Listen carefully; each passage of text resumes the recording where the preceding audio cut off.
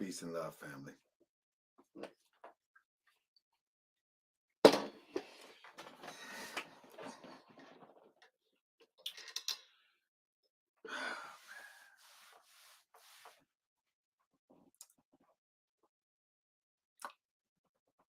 What's up, Chicago Grilla? Chicago Grilla. Miss Betty, this is your Miss Betty Teaches. This is your show here. Miss Betty Teaches. This is your type of show. This is the Critical Thinkers Education Hour. Educators Hour. This is it. This is it. And I hope that you guys would pass it to all your FBA groups. Shout out to Jay Hammer in the building. I hope y'all will pass it to all you FBA groups, because this is it. What's up, Brother Asar? I'm waiting on my interview with Brother Asar. I would love to hear his take on this also. I'm going to call you tomorrow. I want to hear what you say about this new wave that's going on. But I hope you watch the whole demonstration tonight, or if you can't watch it tonight, because he's a real doctor. He probably got other work to do, but come back and if you can watch it tomorrow, we'll watch the rest of it. I'm going to lay out my premise really, really good. Ishmael Rahman. I'm going to be careful. And the reason why I'm going to be careful, from advice from my brother Ishmael, is because this is not to offend people. Like, sometimes the truth does offend, and some people would take this as trolling. This is the topic of today, and I'm going to remind you every show until people stop talking crazy that there is not a person on social media who doesn't take topics of the day and discuss them. There's not one. You know what I mean? Now, you got the topics of the day that people experience in a personal life that you might not know about, and they discuss it on social media. But for the most part, the more popular channels on social media, they discuss the topics of the day. And an important topic in our community is, without a doubt, race relations, reparations, identity, so forth and so on. Give a shout to my brother David Jennings. Listen. My brother DJ Airman David Jennings. This brother here is a pilot, and the brother, I gotta tell him, brother. I gotta tell him. The brother traveled via his conveyance in the sky and visited me today, and it's such a beautiful thing. It's a beautiful thing when one can come and visit me and see the work that I'm doing from a humble position. I don't have a whole bunch, but what I do have, I put what I can and what people give into a staging place for us to organize and execute something great. Brother David Jennings stopped by today and was able to witness that. Very humble beginnings. Very, very humble. You know, we rode through Baltimore. We stopped through Unity Hall. He's seen where, as though if you made a contribution like Jay Hammer, if you made a contribution, you have people that have stopped by and witnessed it. You know what I'm saying? Press 7 if you hear what I'm saying. Now, I never obtained millions of dollars like our brother over there. But whatever thousands that I have obtained, I'm telling you, I put them in. I thank my people, like M. Nugent, Betty Teaches, and and Ishmael and anybody, Cryptonomics, anybody who have made a contribution, I actually put it in. I put it in. And listen, this is the difference between me and them. My brother M. Nugent in the building. I put it in. I mean, all the way up to where I'm still working hard, where some contributions I probably wouldn't have to work so hard. For real. If I was to just take people contributions and live high on the hog, make some investments for myself, for my family, I still work hard every day. Real talk, real talk. And my brother say, indeed, I'm proud of you, my brother. We got your 6. Keep doing what you do, my brother. And he was able to see the humble workings where just making it happen. And it's a staging so our people can come together. You know what I mean? So you don't go on vacation every other week. Well, what I want to do is get this foundation laid, and then we can vacate at the top. That's what we can do. But it's gonna be one tonight, family. Yeah. Where are the foundationists? Is there any foundationist Black Americans in the building? Where are you? Because I got a lesson for you today. If y'all hear this, that's that level. If y'all hear squeaking, that ain't no hole. That's that level. Jay Hammer, y'all hear that? That's that level. That's that level. That's that cushion up there on my back there. Yeah. That's that cushion. Oh, yeah. That's right. That ain't no squeaky noise. That's right. That's that cushion back there. See what I'm talking about? That's that cushion. That's that cushion. That's right. I'm big time now. That's right. That's right. That's that cushion. By yours truly, Jay Hammer. That's right. I got cushion. So don't talk about my chair squeak. This top of the line gaming chair. Because I'm about to put you on some game. You know what I'm talking about? Hey, you got the cushion. Hey, Sweet D, only people from down the south understand that language. Cushion. My grandma used that. Anybody, listen. Y'all done got all uppity now and then forgot who y'all were. Y'all didn't have grandparents back in the day or great grandparents that said some strange words. They call fish. Yeah. Rest in peace, grandma. But you sure called it fish. Not cushions, cushions. Y'all done got uppity. Y'all forgot where y'all came from, man. Yeah, get off that couch. I mean, you mess up them cushions. Y'all done got uppity, man. I tell you. All right, what else did you say? All right. Scrumps. That's right. Y'all don't know about that. Y'all got a little bit too uppity, man. That's right. That's right. You get the plastic on the couch. That's right. Get all that. That's right. Anyway. So, family.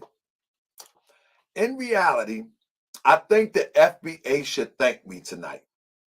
I really think FBA should thank me tonight. And the reason why I think they should thank me tonight, because if they pay attention to this presentation, they pretty much would have an advantage on reparations. First of all, we are clear that FBA is a lineage. That's one thing we're clear about. According to the FBAists, that you're a lineage. We're clear about that. That we're a lineage. That everybody's FBA. We're clear about that. But how do you get from saying FBA a lineage to cross the bridge to reparations? That's what we're going to deal with tonight. How do you do that? Now, if you don't have If you don't have, look at this. We are tuned in and we ready to expose you if you say the wrong thing. We know your criminal history. Everybody here knows my criminal history. Brother, would you want to come on and do it on this show? Do you want to come on and do it on this show? If you are an American citizen and you grew up in America with this on your bones, there's 9 times out of 10 that you might have a criminal history. See, this is what the European does. You think, see, listen, when I went to college, I never allowed that experience to allow me to believe that I could not get ahead. So children, if you're listening, never allow someone to say that you're a criminal when the biggest criminal on the planet have stuck up the planet and everybody speaks English. Never let your brother to use your past of who you used to be to define who you are. Never do that. Never do that. See, most people come out of college. Most people come out of college. They believe that they got a strike that they cannot recover from. Most people believe that. And when they believe that, they go back into the same dismal state that put them in that condition in the first place. See, I'm here to tell you that wherever you've been, you can springboard from and even be greater than elevation of law. You know what I'm talking about? You can even be greater than this guy, because this guy is a slave. Whoever this is a slave, because that's what the European does. The European says, oh, when you were 16 years old, you was robbing Chinese people. Yep.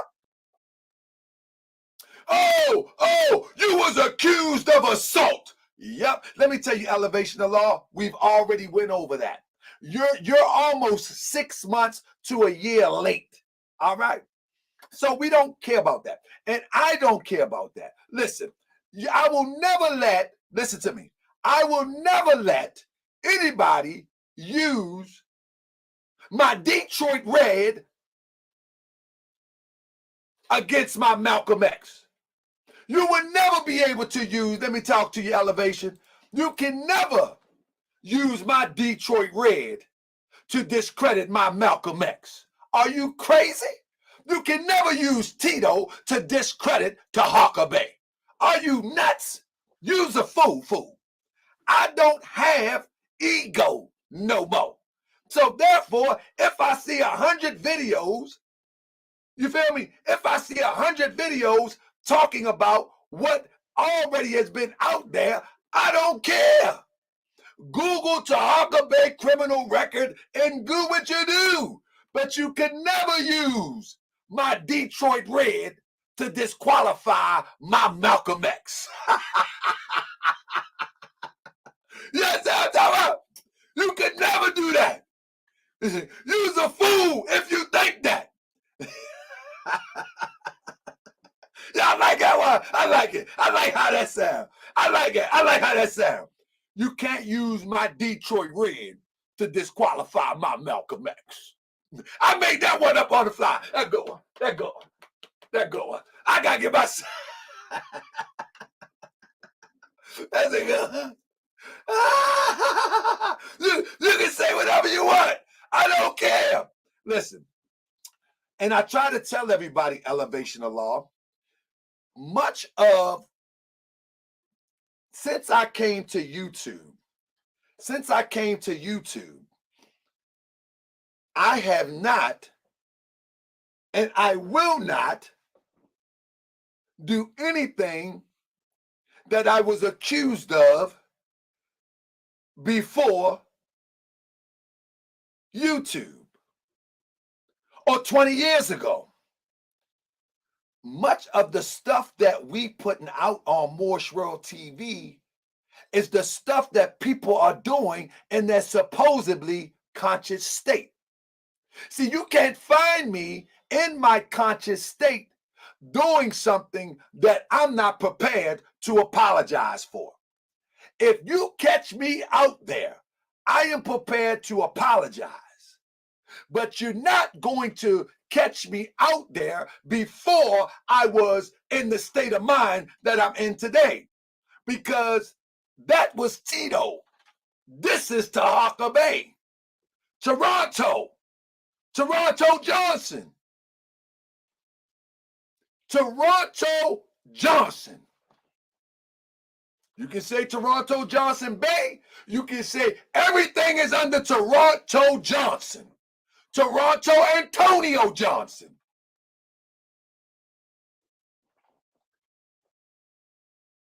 You need more. I'm not hiding behind Tahaka Bay like you, Elevation of Law. Scared to turn your camera on. I don't hide behind a camera. You see my face every time I go live. Whole name, Toronto Antonio Johnson.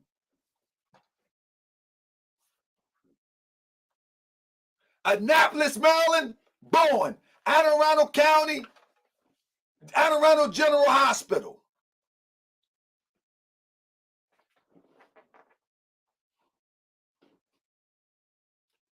Do your research.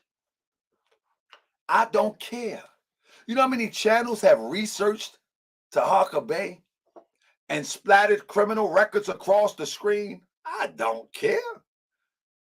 You're going to get this work.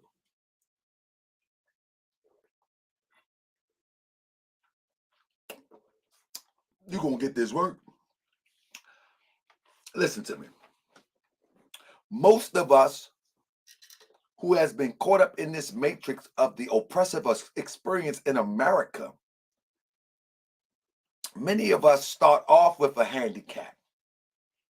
And the handicap is we grow up in environments that are not conducive for us to avoid certain pitfalls that I once fell in as a young man.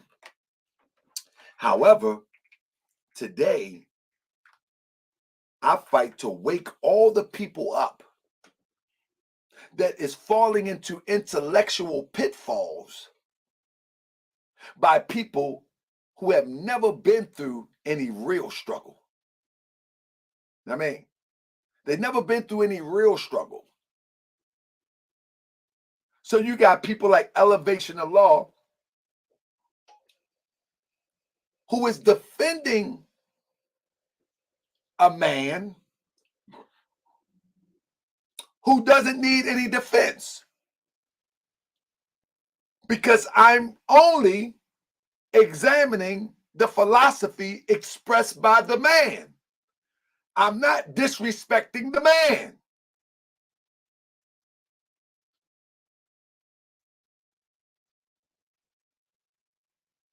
But you get mad because I address the philosophy of the man? In fact, if you're a man mad at another man addressing the philosophy of another man, you have you had daddy issues.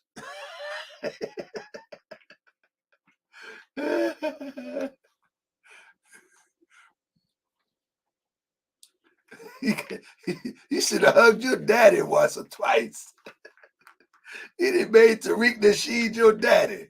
I ain't even mentioned the brother name.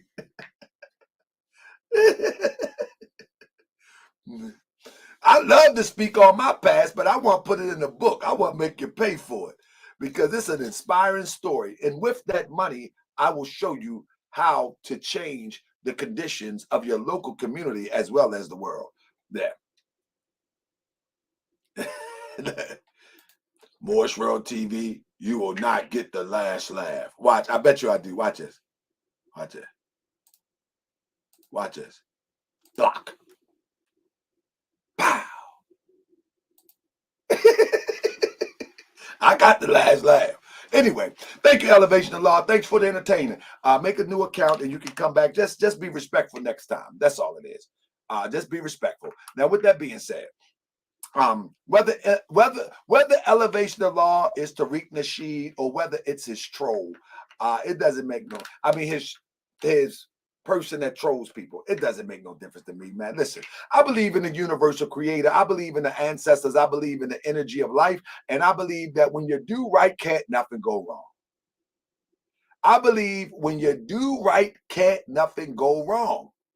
So in your life, just do right and can't nothing go wrong. These people have no power over the universe. These people have no power over what's yours. These people have no power on your journey that has been laid out before you. They have no power over that. They can threaten all they want. They can cry all they want. They can do all that they think they can do to try to stop your voice. But the universe, Allah, the universe, ancestors, the universe, energy has the last say. And when you do right, ain't nothing can go wrong. So let's get this started. With that being said, family, for all the people attending, we got 271 people attending, and we're going to show all facts tonight. We're going to show all logic tonight. We're going to show all reason tonight. I'm glad that you're in the building. Get your pens and paper. Do your own research. Research the researcher as we put in this work, because it's about time for the show to start, and they about to get this work. Let's go. I be that more you gon' remember. I'ma be that more you gon' remember. I be that more you gon' remember. To Harker Bay front line till the law call my number. I be that more you gon' remember. I'ma be that more you gon' remember. That's right. I be that more you gon' remember. To Harker Bay front line till the law call my number. If you a friend of the Moors, then you a friend of mine. I was told to watch my enemies, now hold my line. Those that speak against the prophet, they speak against me. And I'm speaking about the prophet over Drew Ali, who was the first to remind you and bind you back to Morocco, the mountains, Mississippi, and Quebec. Told you you wasn't black, proved it with straight facts. You tripping off trucks, you need to be tripping off that. Now here we go again, acting like you a slave. Family, see y'all tonight, 9:30. Let's go. I be that more you gon' remember. I'ma be that more you gon' remember. I be that more you gon' remember. To Harker Bay front line till the law call my number.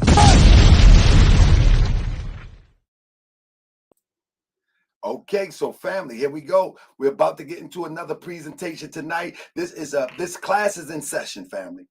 Class is in session, all right? All right, and I want you to pay close attention, family, because this is a serious, serious deal. First of all, whenever, two things you want to ask yourself when you're dealing with our people. You understand what I'm saying? Two things you want to ask yourself. This presentation is called Entertainment Hustlers. This is part one. Entertainment Hustlers. All right? In fact, they're not entertainment hustlers. Wrong title.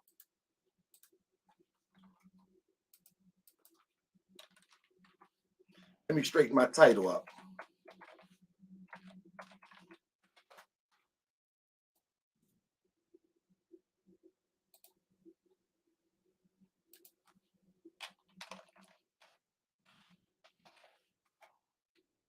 That was another show. This is Liberation Entertainers. All right. I want everybody to remember that. This is part one.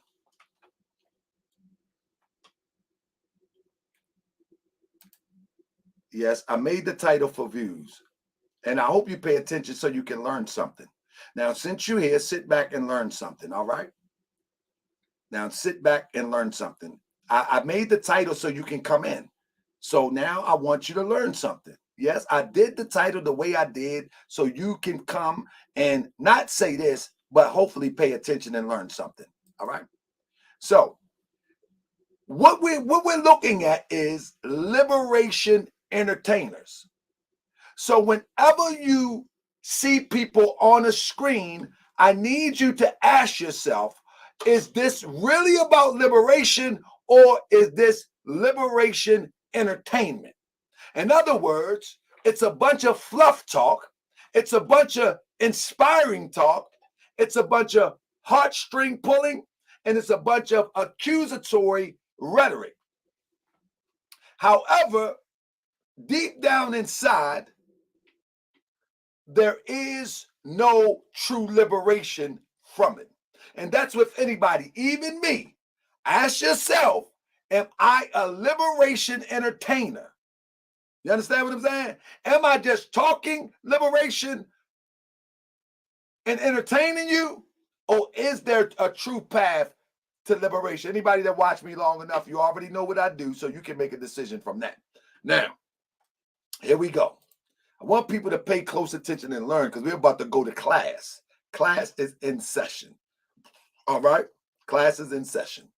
And it's going to start right now. So here we go. When our brothers and sisters claim that it's a lineage, First of all, I'm grabbing this stuff off Google as anybody could do, and I'm keeping it simple as possible. When one says that something is a lineage, I want you to pay close attention and understand exactly what a lineage is. Lineage, descent group reckoned through only one parent, either the father patrilineage or the mother matrilineage. When you hear FBA is a lineage, to define it, the first thing you have to ask, how is it being defined according to FBA? How is it being defined? Is it being defined through the mother? Is it being defined through the father? Is it being defined through both? You're going to understand now, this is basic information, and as I do my presentation, it builds up, so stick around. But in order for, remember, FBA is about reparations. So in order for reparations to come about, there got to be some definitive system in order for it could be reached to some sort of compromise. You feel me? It got to come to some definitive language. It can't be, I'm just FBA. So how does one define their FBA lineage? So he says, we know what lineage is. Don't waste our time. I got something for you too. Pay attention. The reason why this is important, Jay Regal, because I've heard 5 different ways that FBA describe lineage. Some say that your father has to be. I have nobody say that your mother has to be. You feel what I'm saying? But some say your father has to be. But could it be the mother too?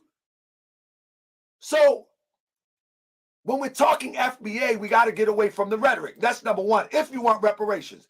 Number 2, family lineage is defined as a group of people who are related to each other as a direct descendant of a particular ancestor. So are you looking at lineage from a family perspective? While the term is used synonymously with family trees and genograms, family lineage specifically follow descendants of a single progenitor or ancestor. This is very important. You feel me?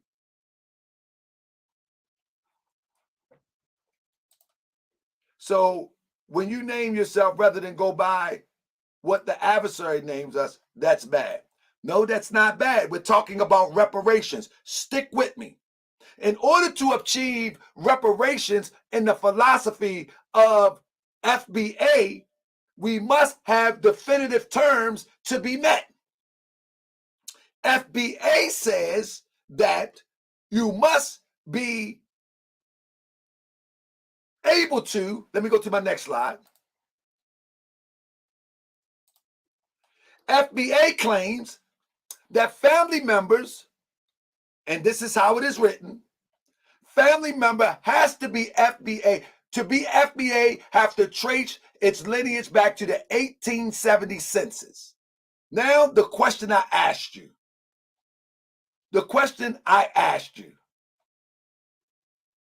All of those claiming FBA, how many was able to definitively trace their lineage back to the 1870 census?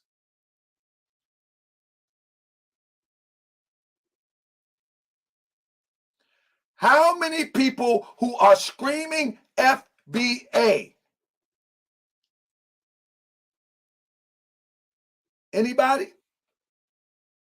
Because in order to get this bread, you're going to have to prove this. This is a legal action. We got Kenosha Lloyd say it was easy for me. I'm going to tell you, most people have not, and they're just screaming FBA. You follow what I'm saying? Most people have not, and they're just screaming FBA. So that shows you, but that's only the start of it. How many people have actually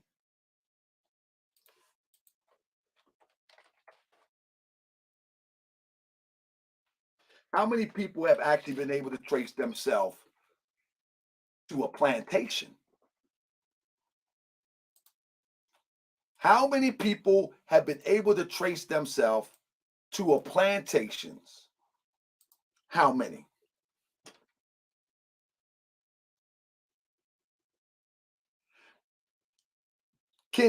How many people that scream at FBA today can literally trace themselves to a plantation? How many have done this type of field work? I don't think many, but that's just my guess. That's just my guess. How many? Because if we're going to use this standard, that it's only those that are direct descendants of slaves, then one of the requirements will have to be that you have to trace yourself back to the plantation. Because if you can't do that, then anybody can say they FBA. Now, this is the logic. So a plantation or the 1870 census. This is the task that everybody screaming FBA would have to do. This is the task. They will have to trace themselves in order to get this bread. And listen. There we go, G Money. G Money says, I like G Money. Thank you, G Money, for the respectful comment. Thank you, Candace Raven, for the respectful comment. Now, all right. Now, I thank you, G Money. I thank you, Denier Drayton. Now, here we go. Once that is achieved, here is the flawed science. For many Americans, blended ancestry is an integral part of their identity. The mosaic hyphenated heritages preserve cultural connections beyond the United States, lineages that build pride and sense of belonging. But for American descendants from enslaved Africans, the roots of their ancestry are often a mystery. Family trees go dark after 5 or 6 generations. Remember, 150 years ago, quote unquote, black people weren't considered people. This is where you're going to run into a problem with FBA. This is where you're going to run into a problem. You feel me? Now, somebody said I'm wasting my time. I'm just getting started. This is where you're going to run into a problem.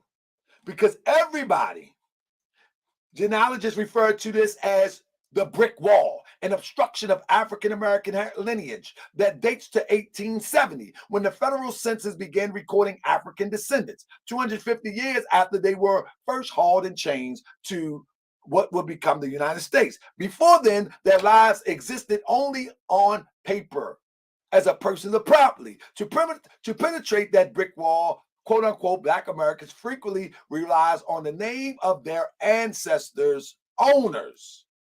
Okay, we all agree on that. Now, here is where the rubber meets the road. We have people in here to say that I did that, that's easy. I did that, that's no problem. Now, here's where the rubber meets the road. This is why organization is so important. Whenever I say something about a leader, everyone gets mad. Whenever I say something about organization, everybody gets upset. But in fact, this is why organization and leadership is important. There must be a criteria met. There has to be some official review to make sure that the criteria is met. So I asked FBA, if there is no leader and there is no criteria, no organization for the checks and balances, how do you think you're going to get reparations? Make it make sense. You can tell me, you FBA, all you want, but until there's an official criteria that's met, until there's an official organization that's ready to set the standard of the criteria, you have nothing. What I mean, the criteria. Somebody say, what do you mean, criteria? In order, listen, reparation is a legal action. It either is put on the books in law or it's achieved through a lawsuit. You don't get anything by ambiguous talk. Just to say you FBA doesn't mean you're going to get anything. There must be organized checks and balances before it even to take place. So when there is no one putting the groundwork in order to organize FBA as an organization to establish that claim, there is nothing coming. That's just the facts. So anybody in FBA should be running to organize FBA as an organization so they can make the claim and they can make the criteria so they can be the filtering system. This is what anger looks like. You're not FBA. Is that your problem? And you're not a more. See, this is where ignorance bears the burden of intelligence. You follow me? This is what anger look like. Because he can't come up with anything to refute what I'm saying. So this is what anger looks like. And this is the part that you don't want to be a part of. You don't want to be a part of the anger. You want to be a part of the solution. So if I say that, listen, this is the logical approach. You need an organization to set the criteria, make sure that the criteria is met. Because let me tell you something. If you're just running around saying you're FBA and doing marches, you're only wasting your dime traveling. You're only wasting the rubber on your shoes running up and down the road. It's no different than what I talked about. It's no different what I talked about, the Black Power movement, where you're just marching and you're talking and you're screaming and you're talking. The most important thing, if you want to get reparation, would be to organize, not yell. Not yell, not march. That comes later. The marching comes later after you organized. Because the marching is good to bring attention to something that is behind the scenes working the magic. That's the organization. Press 7 if you're with me. Press 7 if you're with me. The organizing comes first. That's first. And then within the organizing is the filtering system to verify who you say you are. You just can't say you something. It doesn't work like that. I got you, FBA. Let me finish my presentation. It doesn't work like that. No group of people have ever received reparations by yelling that they're owed something. It was an organized effort and there was a filtering system. You follow me? No group of people. Now, this is why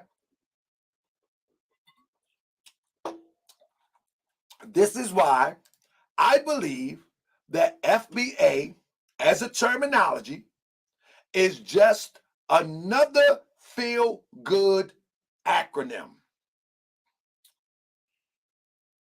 I feel that FBA is another feel-good acronym. It's going to come, it's going to go.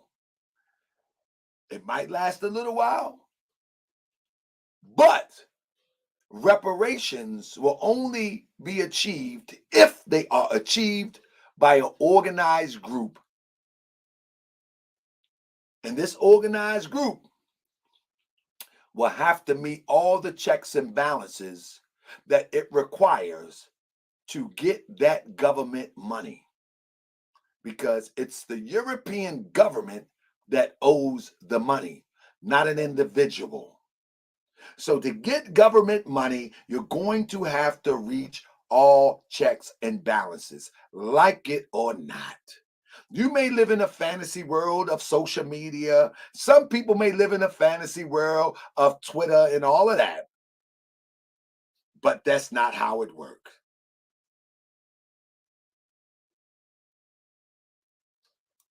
Now, it's just like any other lawsuit, regardless if the world know that it was wrong,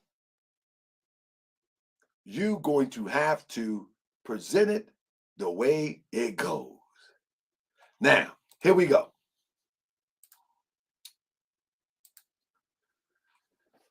Every 20 to 30 years, the European gives us a new lane.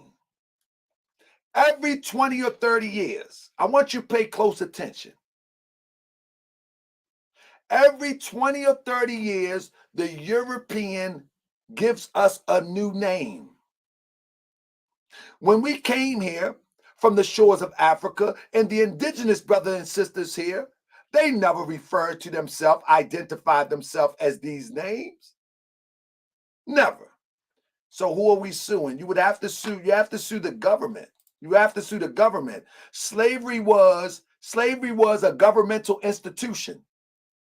It was a governmental institution. You have to sue the government of the United States. But now, when our people came here, they were Ashanti, they were native tribe names and all of that.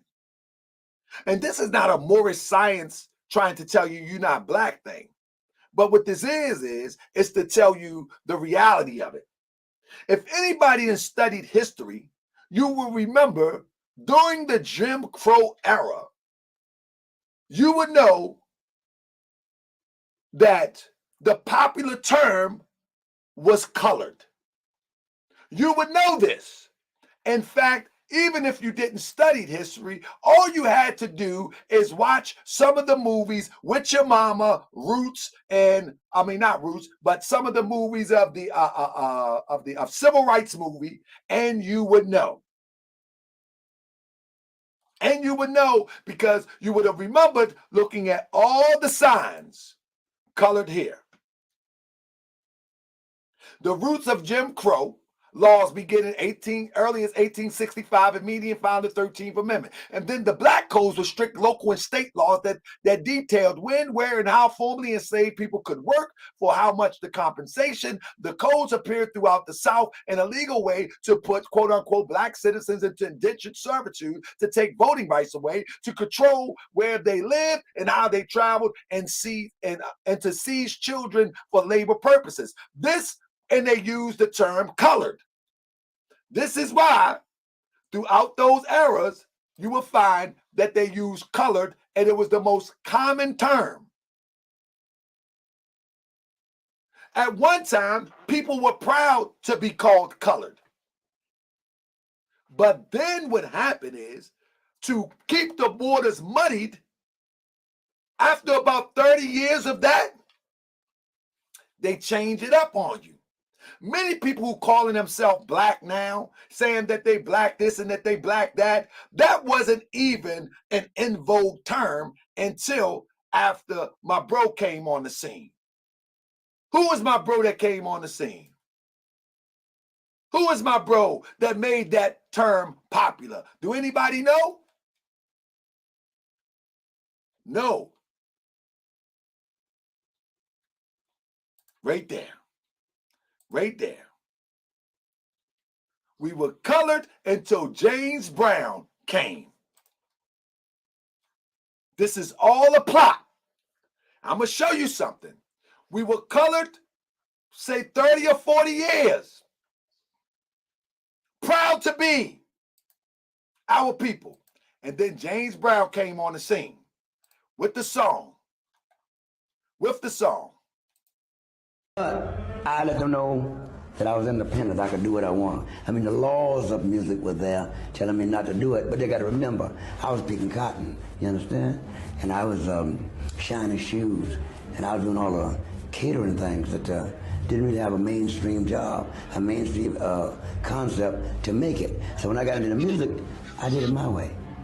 And it came out to set up a precedent in the music world. But I didn't intend for them to stay there. You know, that's like saying black and brown today. It was, shiny shoes. All right, hold up. Can't see it? Hold up. Let me bring this up because somebody said they can't see it, so I'm gonna bring it up the other way. Let me see. Let me bring it up the other way.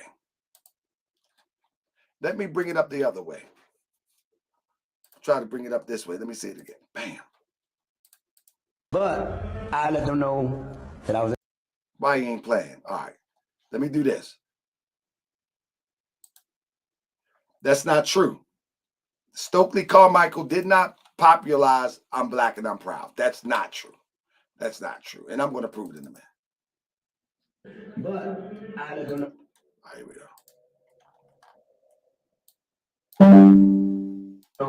That I was independent, I could do what I want. I mean, the laws of music were there telling me not to do it, but they got to remember, I was picking cotton, you understand? And I was shining shoes, and I was doing all the catering things that didn't really have a mainstream job, a mainstream concept to make it. So when I got into the music, I did it my way. All right, hold up. I'm about to share it right now.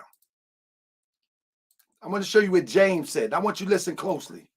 I want you to listen closely what James Brown said.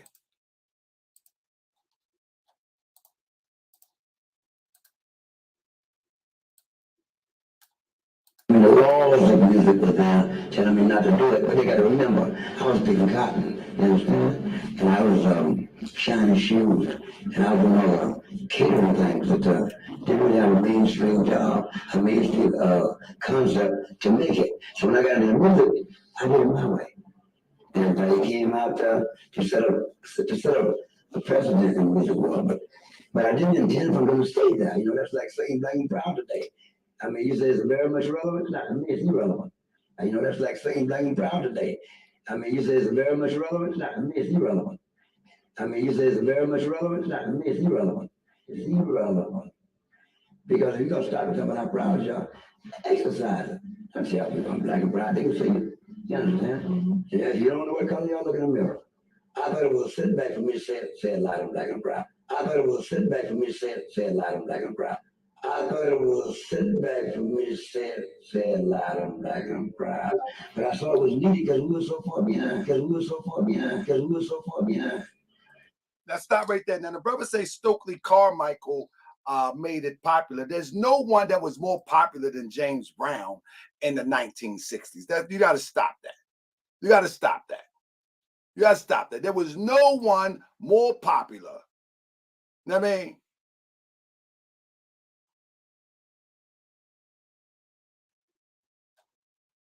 There is no one that was more popular than James Brown in the 1960s.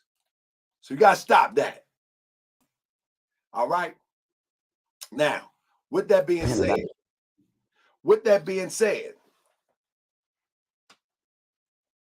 oh, the term Negro coming. The term Negro was intermingled with colored. Right? But I'm trying to move forward. Now, after that, because I want to move forward, I'm just making a point that every 30 or 40 years, they change it. And what they do is, and if you pay close attention, they always trying to politicize our identity. You follow me? Give me 1 second. They always try to politicize our identity. So what you're going to see is that when James Brown, Lyndon B. Johnson signed the Civil Rights Act in 1964, legally ended segregation that had been institutionalized by Jim Crow. This is the same. Let me pull it up for you.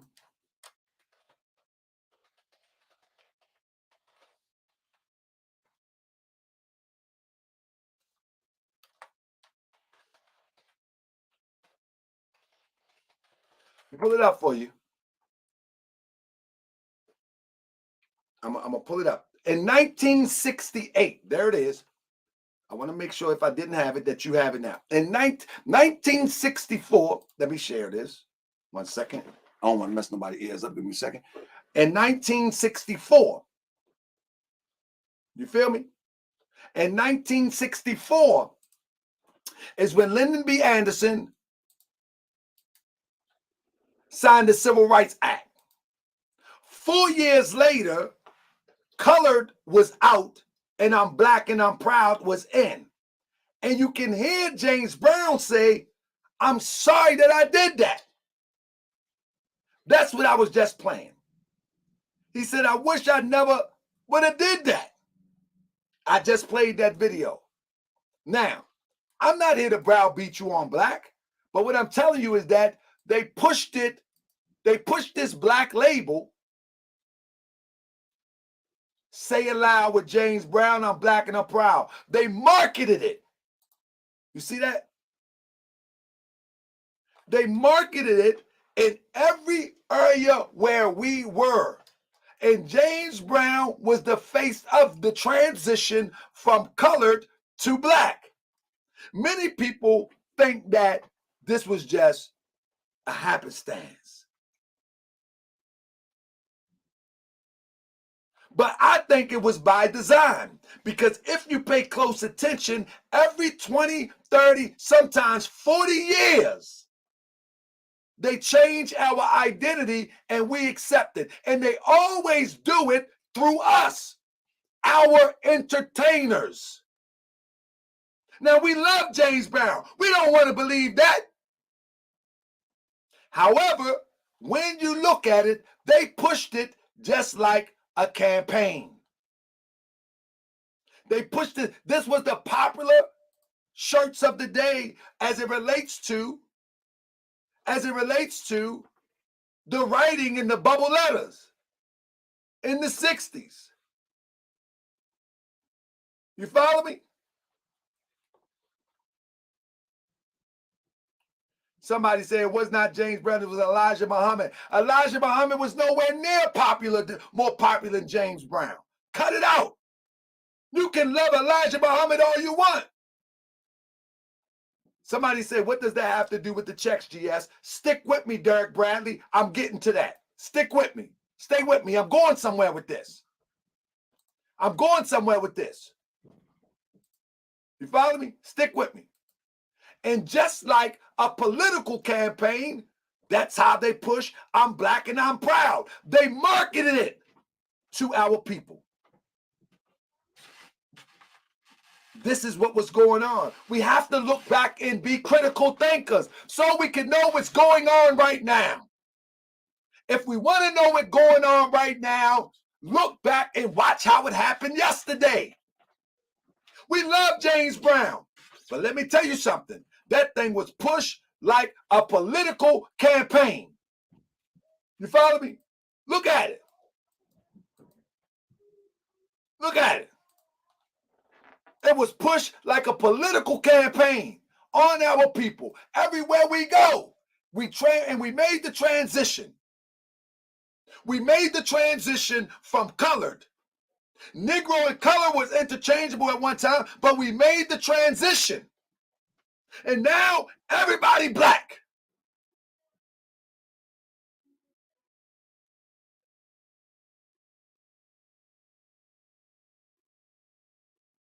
Then, see how people talk too fast? This is why we can't get no world. World-class media has no class when it comes to listening. Pay attention. Pay attention. So they marketed it to us. You follow me? Then Jesse Jackson came in 88 and he flipped the script with African American. You follow me? He flipped the script with African American.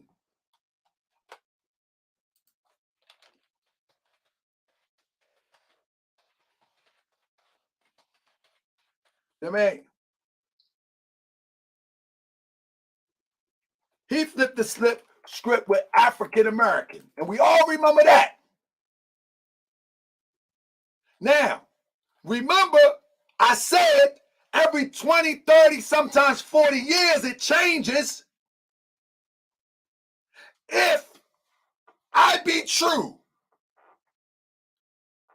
count 30 or 40 years out and tell me what year it would be 30 or 40 years after 1988.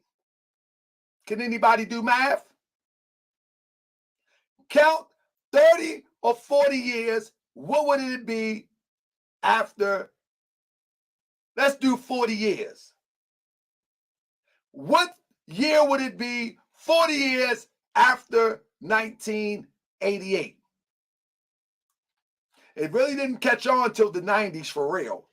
So let's just go. Anybody know? Let's count out 40 years. 90. What year are we in?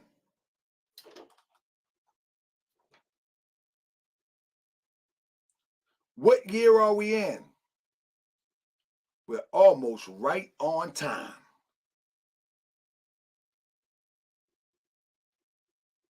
I said 30 or 40. Let's use 40. We're almost right on time. I take them all. What I'm saying is we're right in the ballpark. And now today, a new identity has been pushed.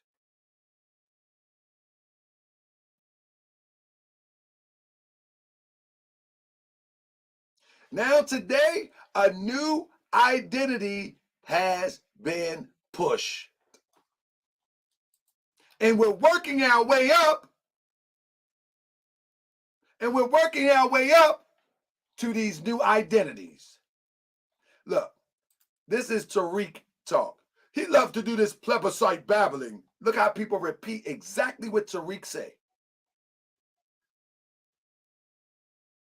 Look how people repeat. Remember Tariq made the video about me? He said, yeah, it's the small guy. He does all this plebiscite babbling. He does all this plebiscite babbling. This is what Eli W. says.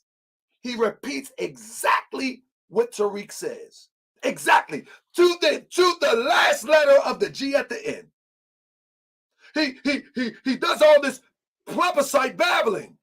And Eli W. repeats it word for word. You see how crazy we are? You see how crazy we are? Insane to me. Anyway, let's do it like this. When you pay close attention, you will find that this is nothing new. You know what I mean? When you pay attention, this is nothing new. You know what I mean? This is nothing new. Family, when you do the math,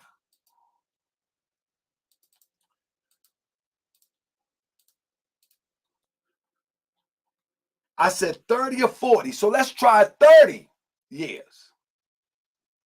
1988 plus 30 equals 2018. You hear what I said?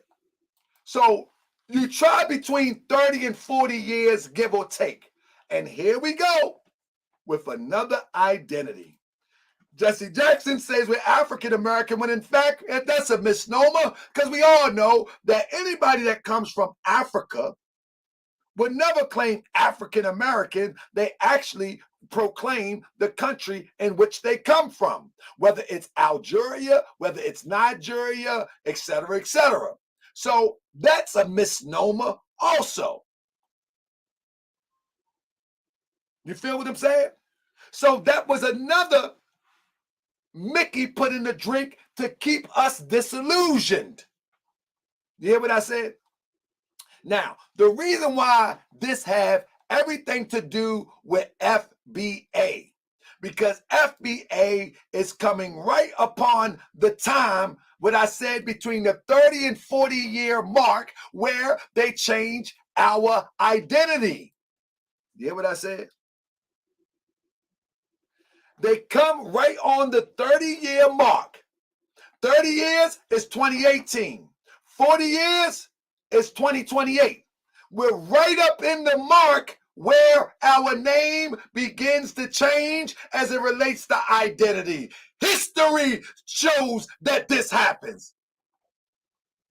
Press 7 if you understand what I'm saying. Please, press 7 if you understand. This is no plebiscite argument. History will show you this. From the time of 1865, when they begin to put, 1774, when they begin to put it on the books,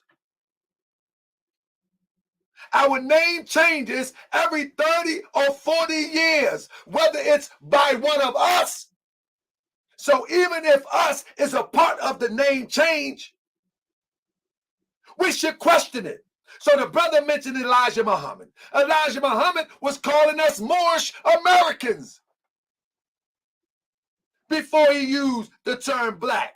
I can prove it if you want me to. So I don't want to get into the Elijah Muhammad talk, but I can prove it. I can prove it. So anybody that does not question, see, history should allow you to question. History should allow you to question it. Let me give you a little piece of something. All right, somebody said prove it. Y'all got a minute? Y'all got a minute? Let me give you a minute.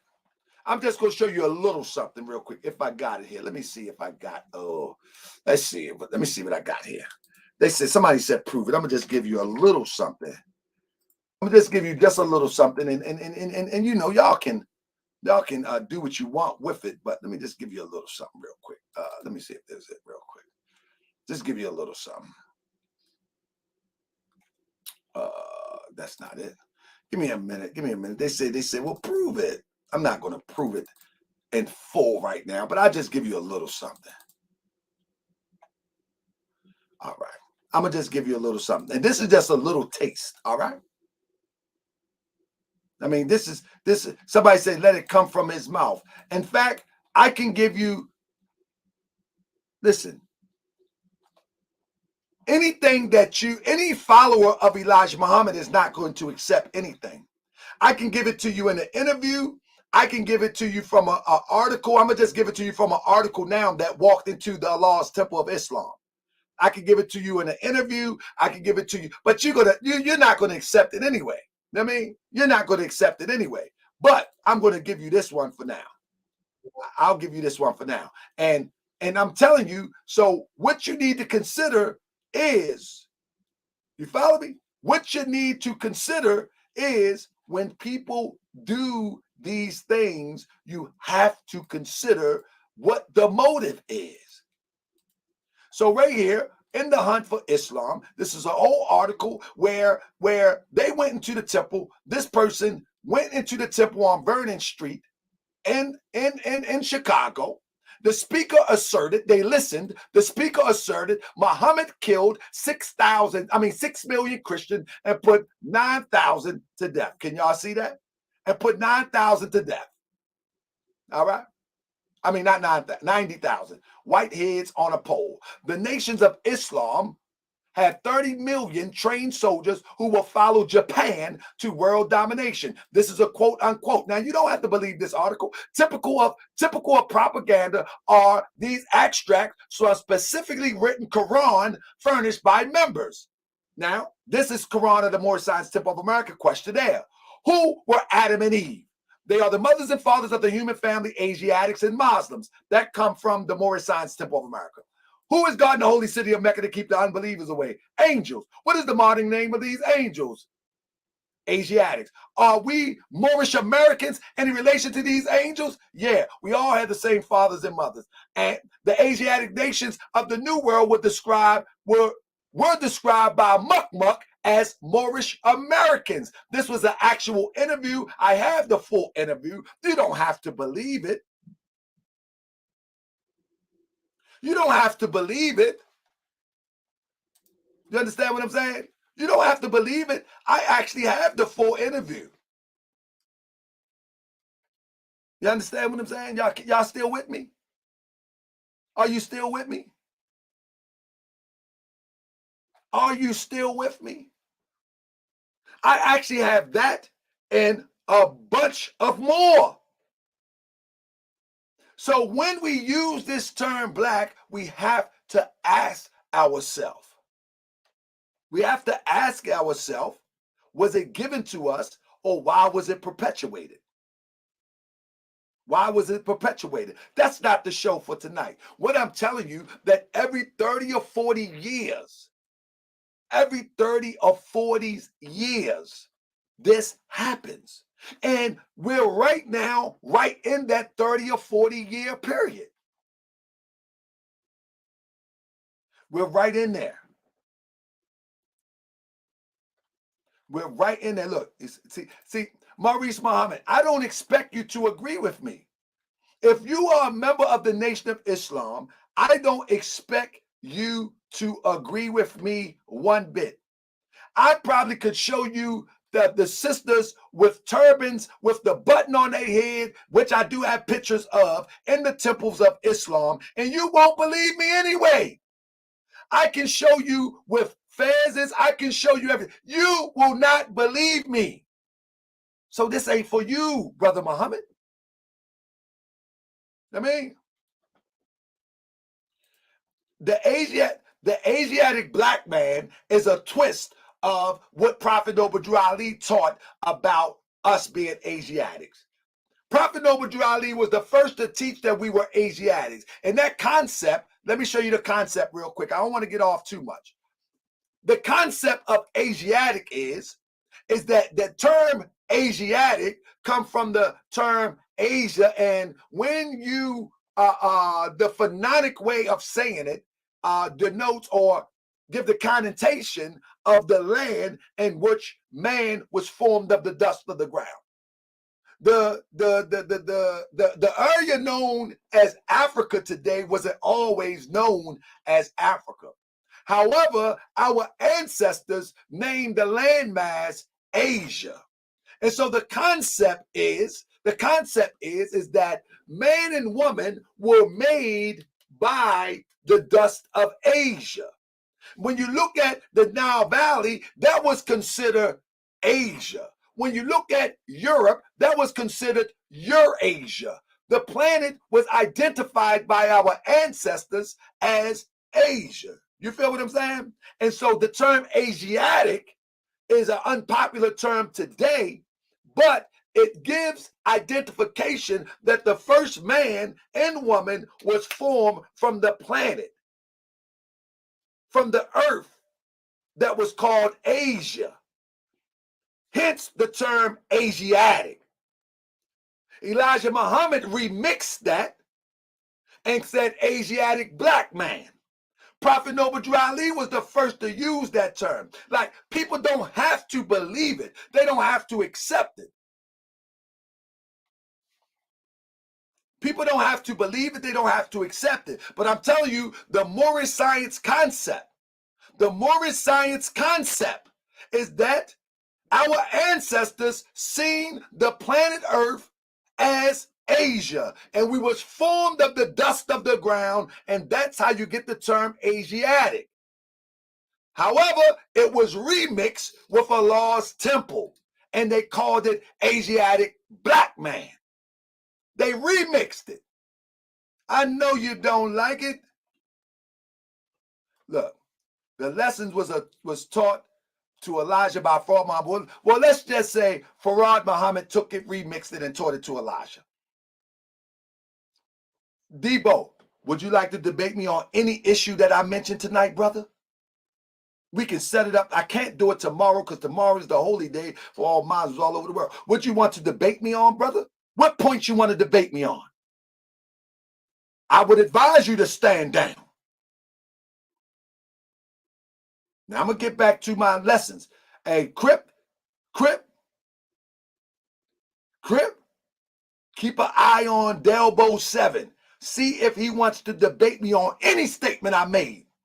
Any.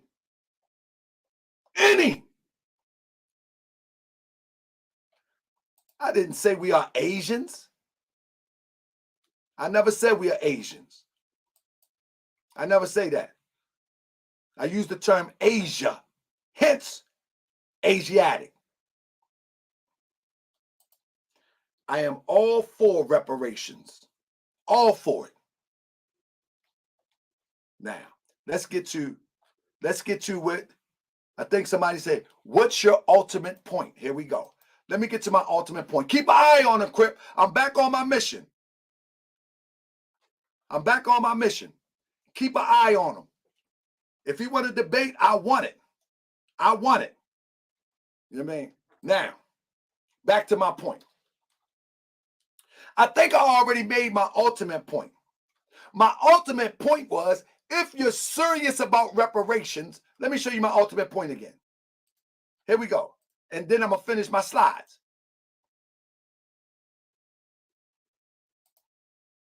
If you're serious about reparations, number one, you're going to have to organize. This is why I asked about a leader. You're going to have to organize. You're going to have to set the criteria, and you're going to have to make sure that the criteria is met.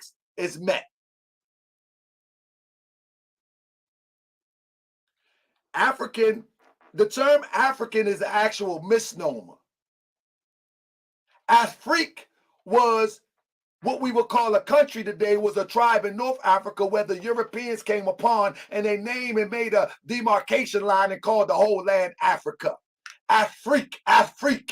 That's a misnomer. Afrique. That's a misnomer, brother, for the whole continent. Europeans made these dividing lines, but I got you. But with that being said, he said, Africans are not Asiatics. They are all one people. Why would you think Muhammad would run to Ethiopia? Because he didn't honor the demarcation lines that the European made between Mecca and Africa. When he escaped to Ethiopia, why would he escape to Ethiopia? Because he did not honor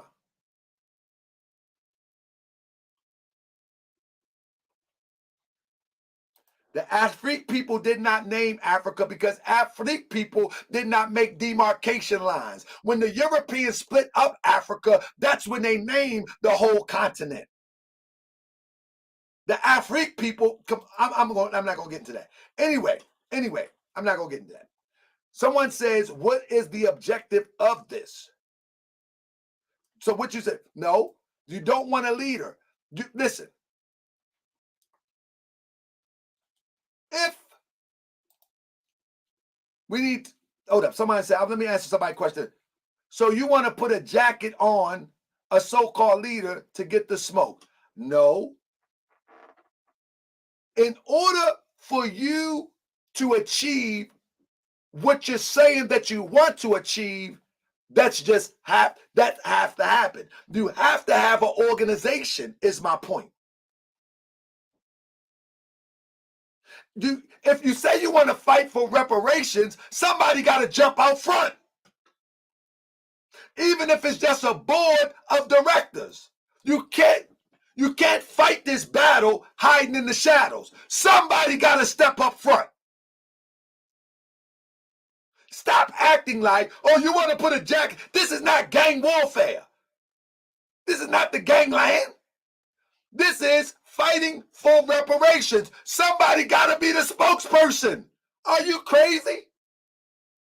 Stop talking that stupid rhetoric. That is silly rhetoric. In order to receive it, somebody got to step up. There got to be a board in place. There got to be an individual to represent the board. Are you tripping? Here we go again. A lineage doesn't have a leader, brother. No, the lineage saying that they want reparations. Name the leader and organization that got reparations for Japanese. I will in a moment. I got that information too. Now, with that being said, I don't have Japan, but I have other organizations. But every organization. Now, I'm not going to stop that. I don't care if it's hidden or not. I'm just telling you it's disingenuous. Now, let me get busy. I can't let you hold me up any longer. Let's get busy. Let's get busy. Now, one thing that we know, that Tariq Nasheed is not the leader. However, we do get the term and the defining meaning from Tariq Nasheed. Tariq is not the leader. We get that. Many people have said that. Tariq has said that. He's not the leader. However, we first heard it defined by Tariq Nasheed. So this is the measure that we must go by in order to understand it.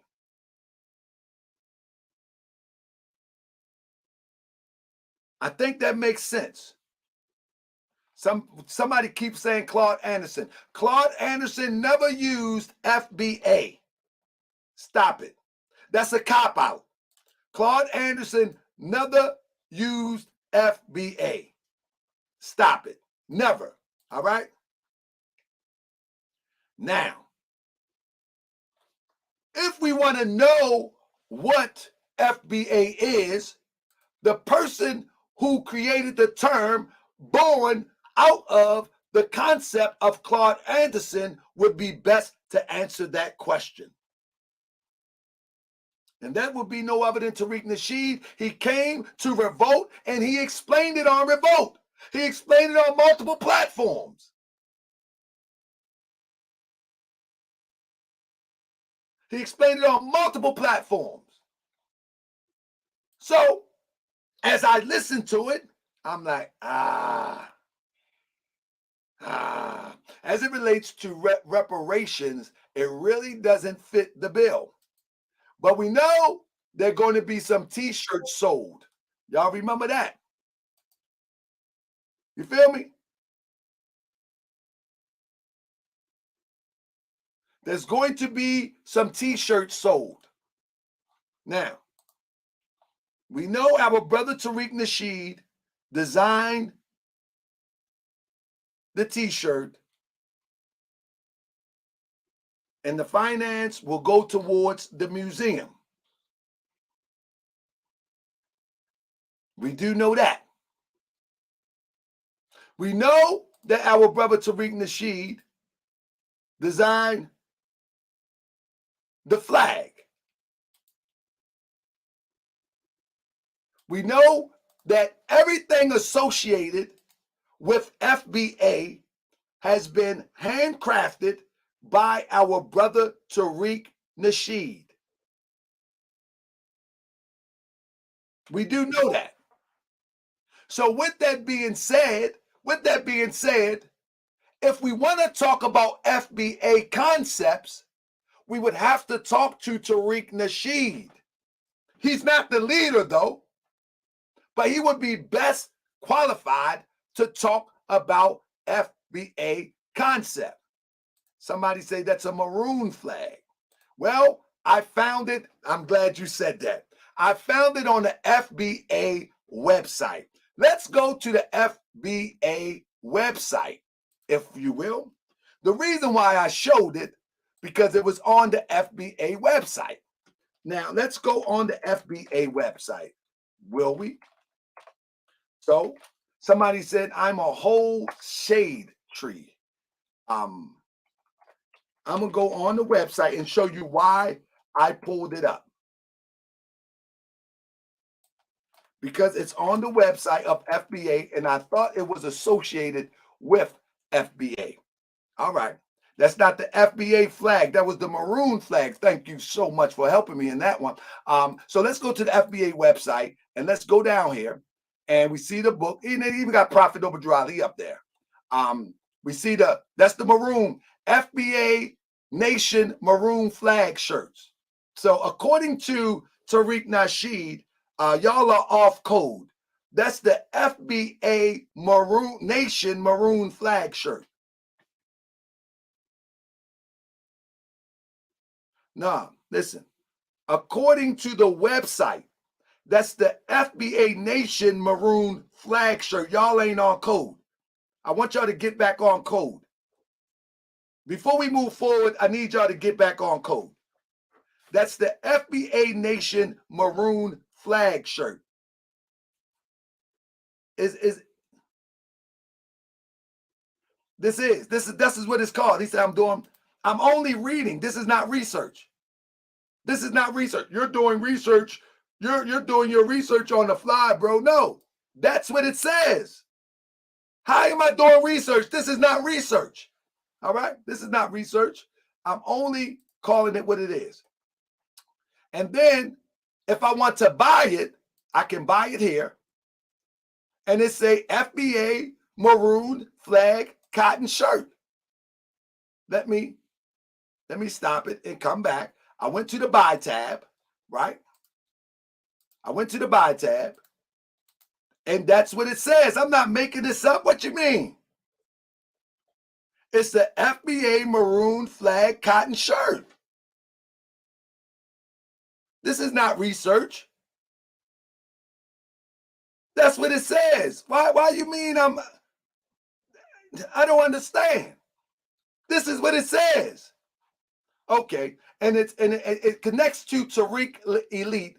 Let me see. All right, let's go to the catalog. Okay, let's go to the catalog. Are y'all still with me? All right, let's get an FBA shirt. Let's go. Let's get an FBA shirt. Let's get an FBA unisex deluxe t-shirt.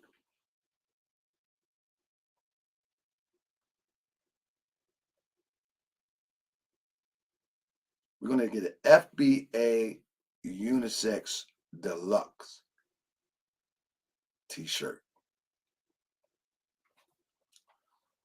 Anybody can order these t-shirts. They're online for the taking. The FBA unisex deluxe t-shirts. They have them here.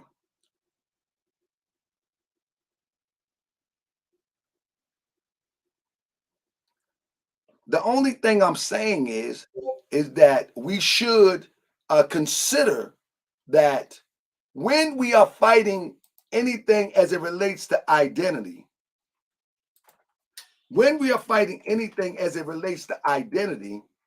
we have to be careful. You follow me? We have to be careful because many times,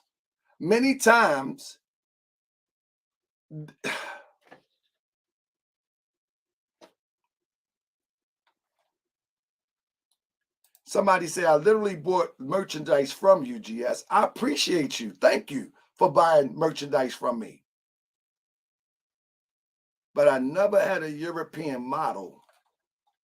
That's not petty. I'm just saying we have to take our time when we put things together for our people because these things can slip in. These things can slip in, and it gives the wrong impression. Our brother Tariq would not dare have this like this. I know he didn't build this website. I'm confident that he didn't build this website.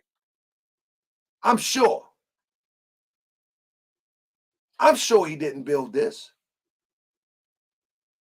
However, it's for sale. Now, let me get to my other point. When you see this t-shirt right here, what it reminds me of, and we see the model in there, What it reminds me of is the same thing that we seen with our brother. Hold on. What it reminds me of is the same thing that we seen with our brother James Brown. Look at those arms there. No one pays attention to these things.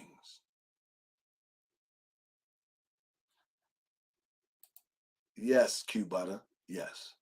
No one pays attention to these things. These small details. When we're talking about liberation for our people and you're serious about it, these small details must be caught before put out there.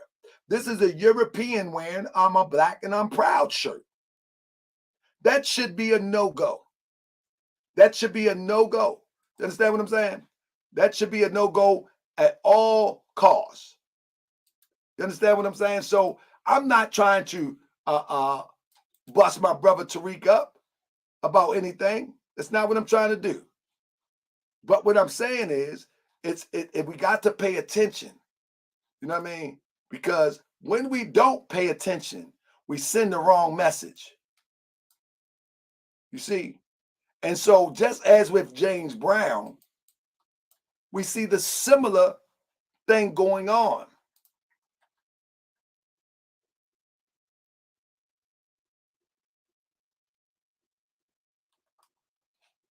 You know what I mean? This is not a part of the presentation. I just thought I'd point that out, brother. That's all. I just thought I'd point that out. Now, I just thought I'd point that out. But now back to my point. Now, someone said that is not a part of the presentation. You're a whole goofy. Let me say that.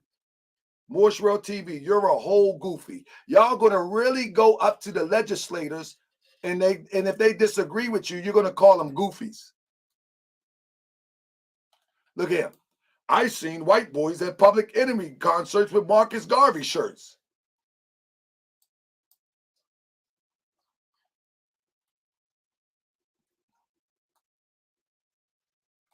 Now back to my presentation. Yeah, there we go. I like this. Behind the wheel. That could be somebody else trying to steal from Tariq Nasheed. That could be. We don't know. But these sensitive guys on here, they start talking crazy. That could be somebody that hacked Tariq Nasheed or using his name. Instead of calling up Tariq Nasheed and say, bro, Tahaka Bay, just put something from your website. Brother, we need to straighten this out. But that ain't what you do. You fight Tahaka Bay. Instead of calling Tariq Nasheed and say, bro, the software got a European wearing foundational black shirt. Instead of calling Tariq Nasheed just to get it off the website so it don't misrepresent foundational black America, you sitting up here in the chat. Call Tariq Nasheed and tell him somebody on the site. Software has mainly white models. Brother, when you can get $1 million for a museum, that's no excuse, my friend.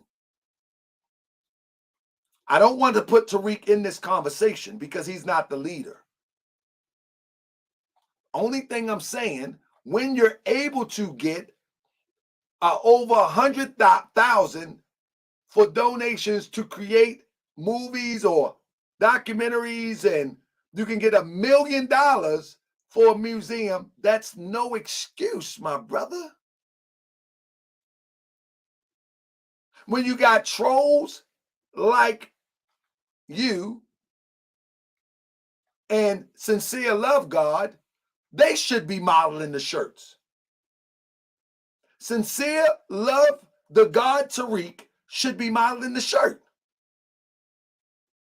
This guy here, he should be modeling the shirt. Him. He's so enamored with Tariq that he's here fighting for Tariq. He should be modeling the shirt. Pocket watching. Yep, we will be over here pocket watching. Let me explain to you what we'll be doing, Sincere Love. If we get into the deeper research of how I truly see this thing, we will be pocket watching, we will be trolling, we will be doing everything necessary to bring out the deeper research to help people understand what's really going on. All right? So we will be backbiting, if that's what you want to call it. That's not backbiting. You need to find a new thing. We will be trolling. We will be pocket watching. We won't be backbiting because I'm not going to disrespect anybody. We will be putting out funny information. We will be putting out actual fact information. And we will be logically breaking it down. Listen to this. I've seen people defend you on Sinetta platform. That's good. And I appreciate them. I appreciate them. But what does that has to do with this? I hope you defend me if someone says something wrong about me. I hope you defend me. Now, back to the point. My brother Sincere Love God made a statement. He says that who got reparations for Chinese? I mean, Japanese. Sincere Love God. Let's talk about it. Real quick.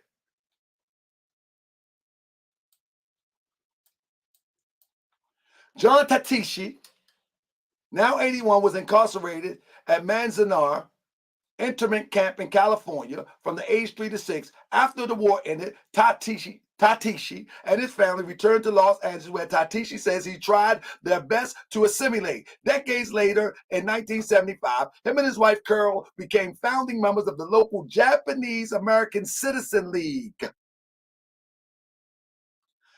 As the civil rights organization National Redress Director, Tatishi helped lead eventually successful fight for reparations.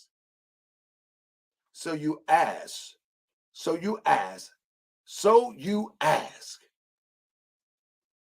what group or organization got reparations for Japanese? Brother, you can't scream reparations and say I'm FBA and thinking you're making some leeway. It doesn't work like that. It doesn't work like that, brother. You can scream FBA all you want. You can march all you want. It just doesn't work like that. Somebody say, plus they got allies. I'm not asking or saying they do if they don't. I'm telling you, FBA, stop yelling at the lineage and organize. No organization, no results. No organization, no results. That's it. It's all liberation entertainment. You have paid for liberation entertainment. Until you organize, it's nothing more than liberation entertainment. That's all it is. Well, my sister in the building. What up, Queen? Hey, Queen, I'm over here working. Queen, I'm over here cooking, sis. I told you you got to come over here, sis. I need to hear what you got to say. But you like, I hope you ain't one of them Moors. I hope you ain't one of them Moors. Nah, I'm not them type. Them Moors you talking about, I'm going to give them the smoke too. I got too loud, sis. You got me hyped. You got me hyped. Hey. Kabucha top. She got me hyped. She got me hyped.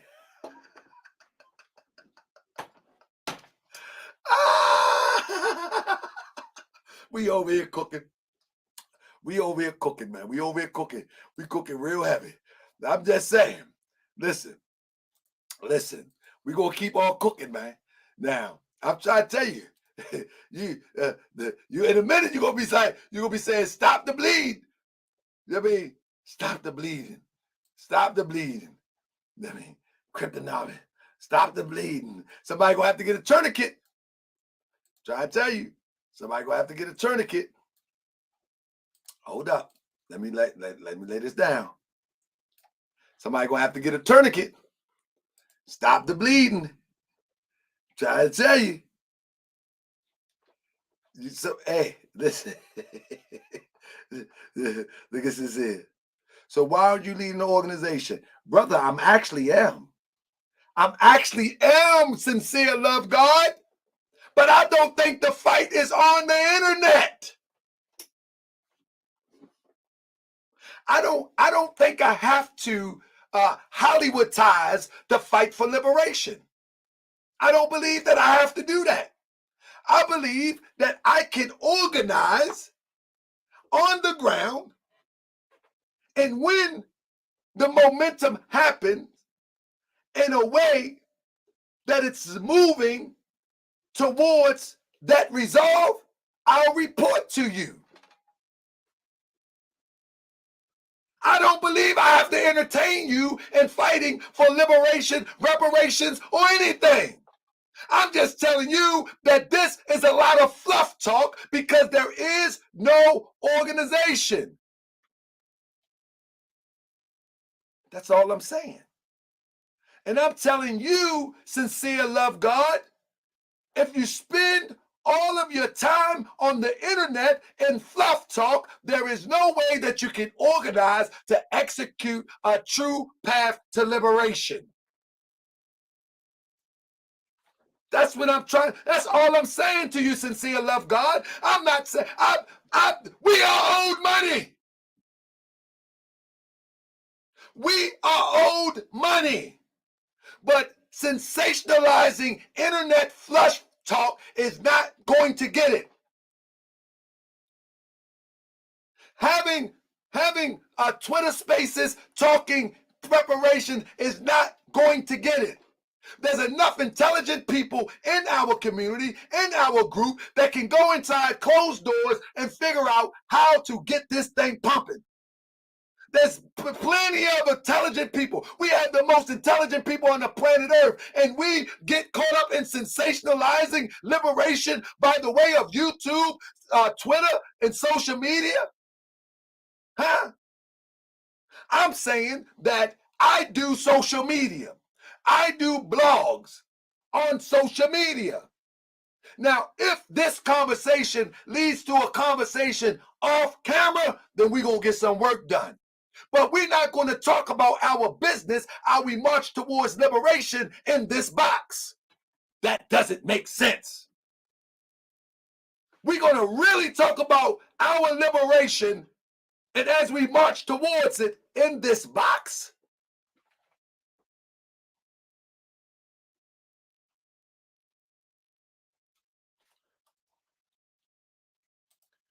Actually, I haven't been on the internet in 10 years. I think I'm coming up on 5 or 6, but not 10, brother. Not 10. You know what I'm saying? But like, I'm not going to do that. There is no people on the planet Earth, not the Palestinians, not the European Jew, not the Kenyans. There is nobody on the planet Earth that is going to march towards liberation in this box. Only you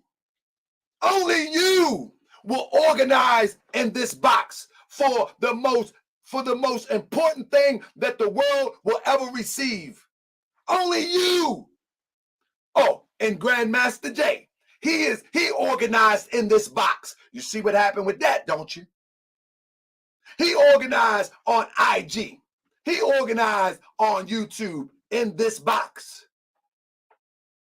So if you think that you're organizing in this box, you're sadly mistaken, and again, you have fell for the banana in the tailpipe. You are only being entertained. When you show up, it's going to feel good. When you scream FBA, they are not, we are, you're going to feel good.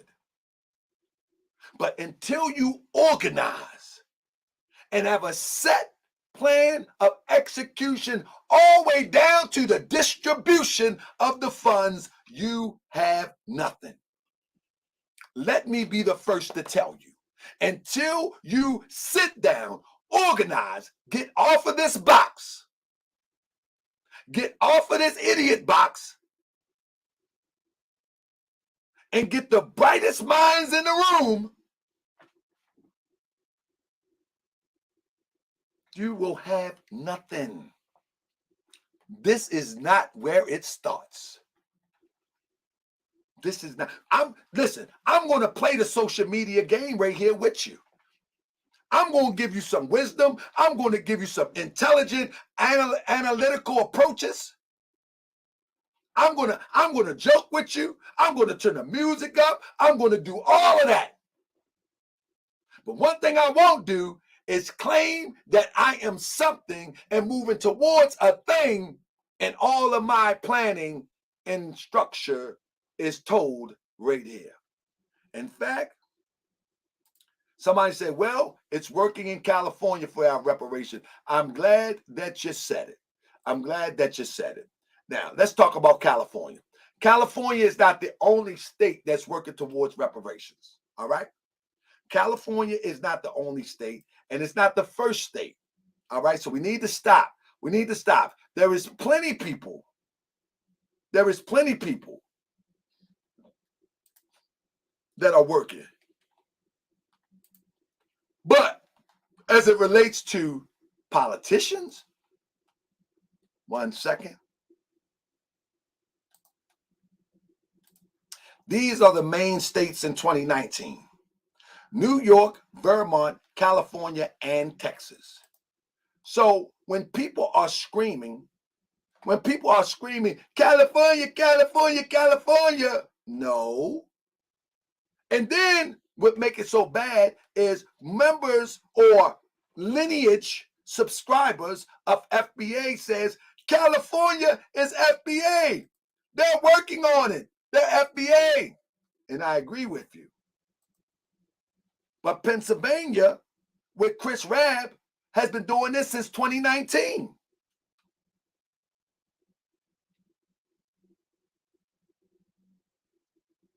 He was doing it in 2019. Somebody said, you got Zell GS. I sure do. Yeah, I do. I think it's my I don't know, maybe email me.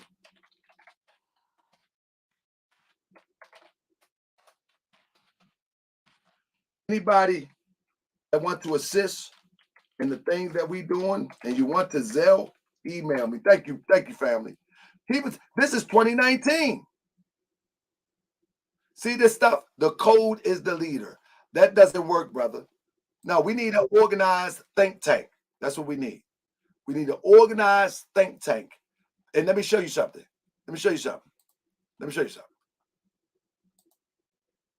California Assembly Bill 3121 enacted September 30th, 2020, and established a task force study to develop reparations. Do you understand? That's only a task force. That's only a task force. The report is out now, but there is nobody that was running around screaming FBA, put pressure on the government of California to create this task force. Stop it. Stop it. You need to stop it. Every FBA member that keeps talking about the bill in California, you was not instrumental in getting this thing started. You need to stop it. We need to stop. We need to stop with this stroking of each other's ego, and so we can really get to the money. Let's get to the money. Stop playing. You didn't do that. You know what I mean? After police killed George Floyd and subsequent nationwide protests, Governor Gavin Newsom in 2020 signed the legislation establishing a task force to study and develop. It was introduced by a sister, yes. To study and develop a plan for reparations in the state.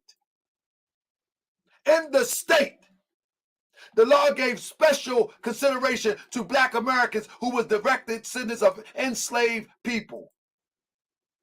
They gave special consideration. In other words, other peoples are considered too.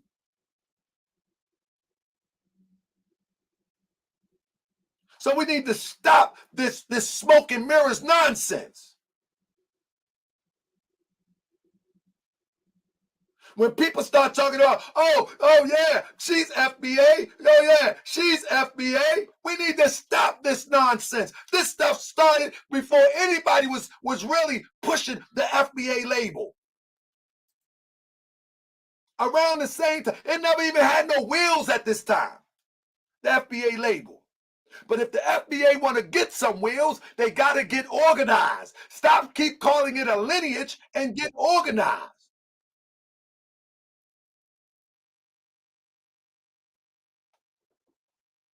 There you go.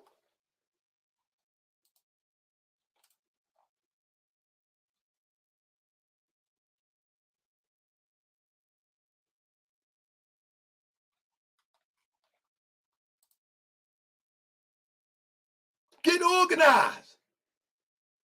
See, because what it's looking like right now is that those who are claiming FBA as a lineage, you're uneducated on the subject and you're disorganized. Y'all need to go over there with Lord Abba and be the power. Because one thing about Lord Abba, he understands organization. The freedmen, me and Lord Abba don't see eye to eye on a lot of subjects. But one thing that I know about Lord Abba and those guys over there, they know something about organization. They know something about organization. And whether they connect to an organization or their organization is pushing for reparation, is going to take organization. Now, let me get back. And I don't want anybody to quote me wrong. I didn't say that Newsom introduced the bill. He signed the legislation that was introduced. So don't misquote me, because I know you like to do that. Now, if you want to talk about the individuals have been appointed to the reparations task force, I just point out 4. How much do you know about these 4? How much do you know? When people start talking about the task force and all that, have y'all studied each and every individual on the task force? See, this is deeper than internet talk. Who knows Senator Stephen Bradford? Who knows Dr. Amos? Who knows Cheryl Grills? Who knows Lisa Holder? Y'all don't know nothing about these people. When you get into the deeper conversation, you have to know who's fighting for the reparations. You have to know what their position is on reparation. You have to know that what they plan to do once it's received for quote unquote California. You have to do more homework. Look at that. And it's only for a vote because Newsom was about to get the boot. You have to do your homework. You know what I mean? The funny thing, like I said, indeed, GS, they need to be engaged. If you're not engaged in the process, the only thing you're doing is screaming and marching. The only thing you're doing is screaming and marching. You don't know who your voice is in California. You don't know who your voice is. And then, have you read the 500 page? Are you that interested that you read every word on the 500 page that was released? See, let me tell you something, man. Come on, man. This is what I'm saying. We got to get away from the entertainment liberation. If we're serious about this, let's get serious. But if we want to be entertained, then we will be entertained. Somebody said, did you?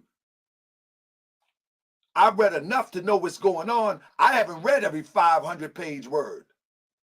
But I have another path towards reparations, liberation, that's actually consistent.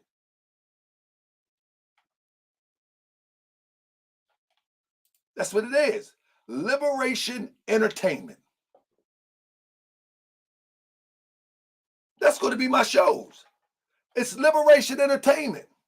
When people have been doing something for the last 10, 15, 20 years, and there is nothing tangible but a new talk, a new conversation, a new heartstring, a new pulling and tugging on your emotions, it's liberation and entertainment.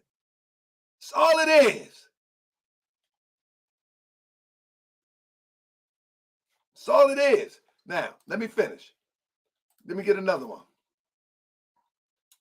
Now, 1 second.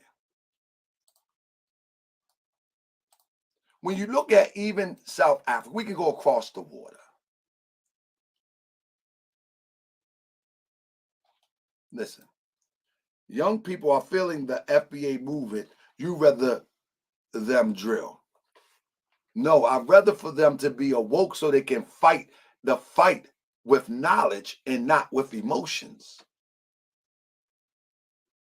You rather them to be caught up into emotions on a path full of hype and passion that's misguided?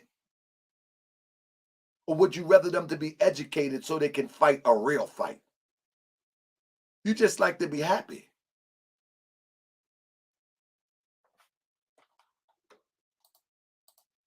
You should talk to Tariq, but this is disingenuous. Tariq is not the leader. Why should I talk to Tariq? I have nothing against Tariq. He says he's not the leader. You're asking me to talk to Tariq like he's the leader. Junior, Tariq is not the leader. I wouldn't mind talking to Brother Tariq. I have no problem with that. I would prefer to talk with him off camera. That's right. Brother,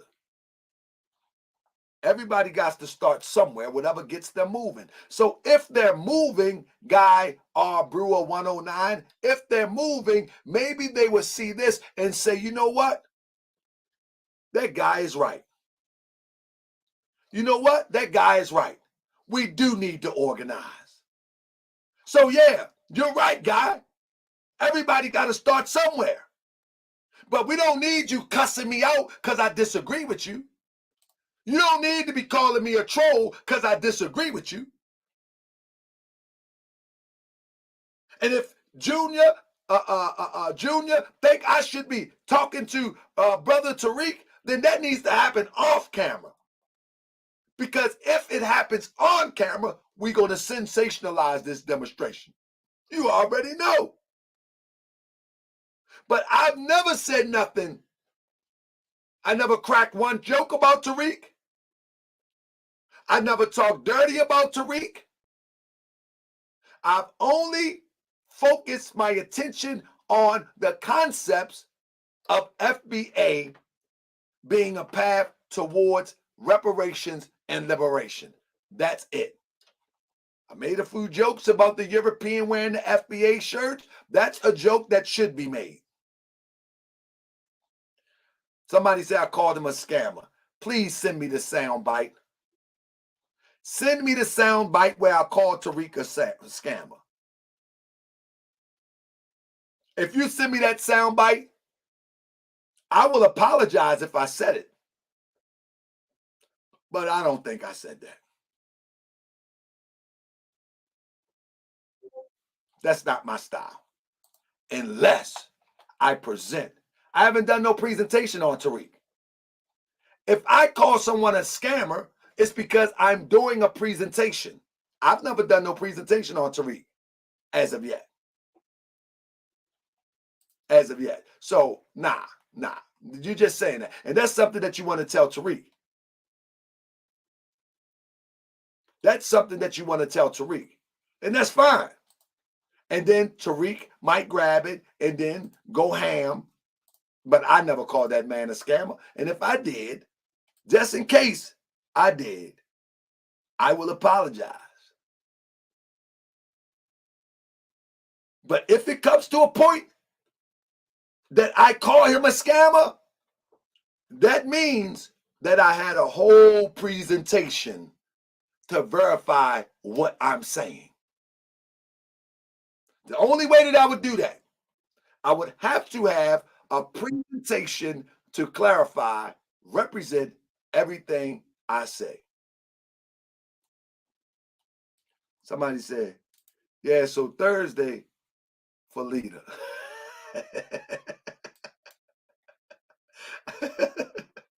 Oh my goodness, man. I like Tariq, man. I think he do great work. He do great work. He do good work. You know what I mean? He do great work. Yeah. So I'm not, you know what I mean? I'm not, that's not what I'm doing. You know what I mean? He do good work. You know what I mean?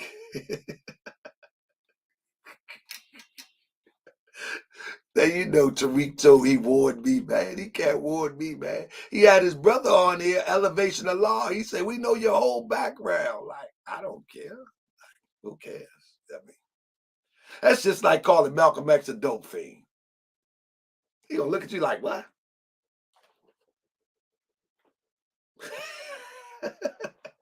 But let me get a few more. So, real quick before I get out of here.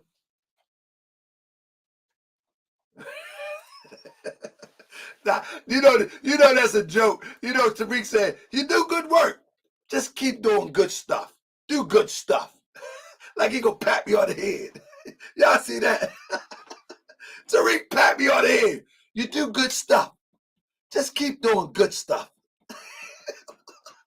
Tariq, why you trying to pat me on it? He trying to sun me. You do good stuff. Did y'all see what he did that? I love Tariq, man. That's my brother. But he did try to pat me on the head. I ain't talk greasy to Tariq. All I did was put his face on the thumbnail, and he tried to sun me. I ain't say nothing bad about her. He tried to sun me. You do good stuff. You do good stuff. Just keep doing good stuff. You do, you do real good stuff. I seen some of his work. Yeah. And some of his work is good. It's good. Some of his work is good. It's good.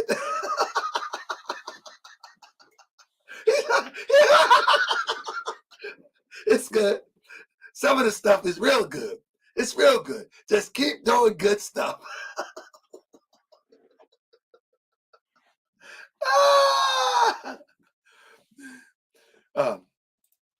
Somebody say Shiite versus MSTA. I'm ready when you are. Let me ask you this, Rich, before I get to my last few slides. Are you a imam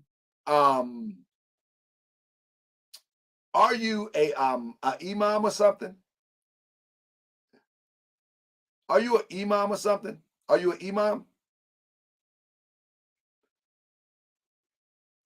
Chris Rich. Why your name is Chris Rich if you are Shia?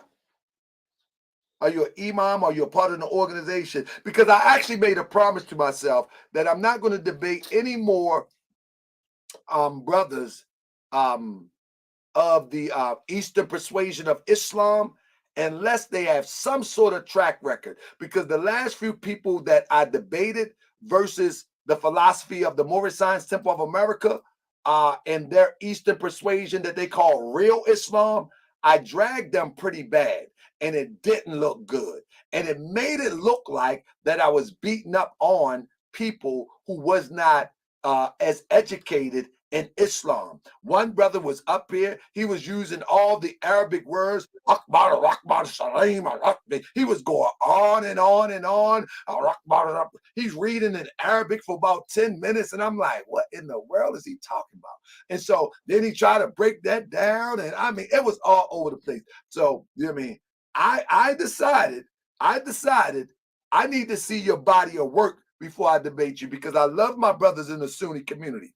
And I'm not going to going to bat with a non-scholar of the subject and make enemies with my Sunni brothers for a dud. I'm not going to do it. So send me somebody.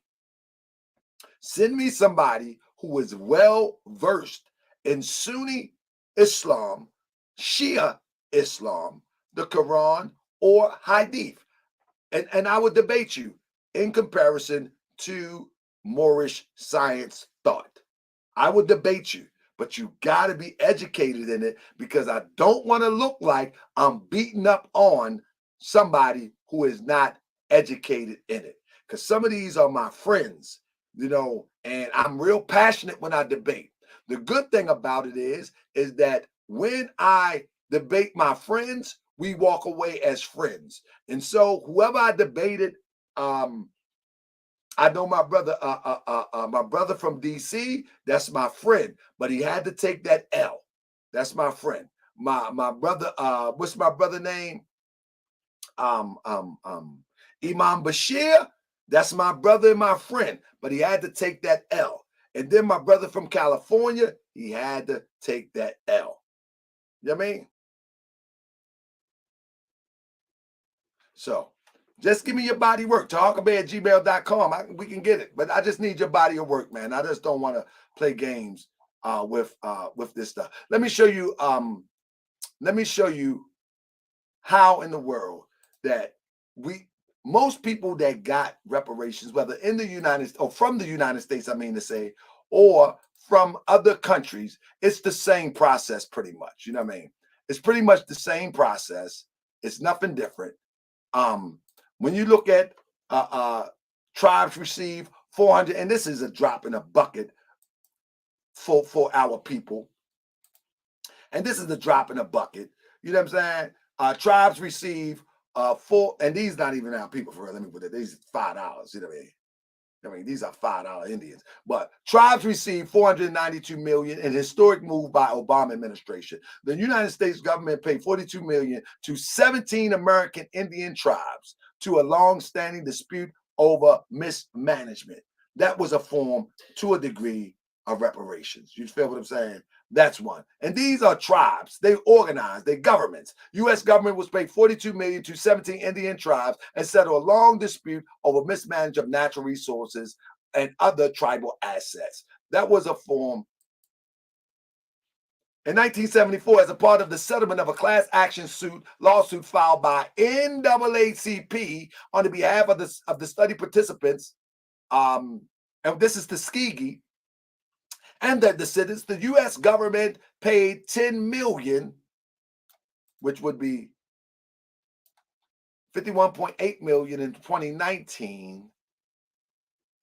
Okay, and agreed to provide free medical treatment for surviving. So even the NAACP, the point that I'm making is that if FBA are serious about reparations,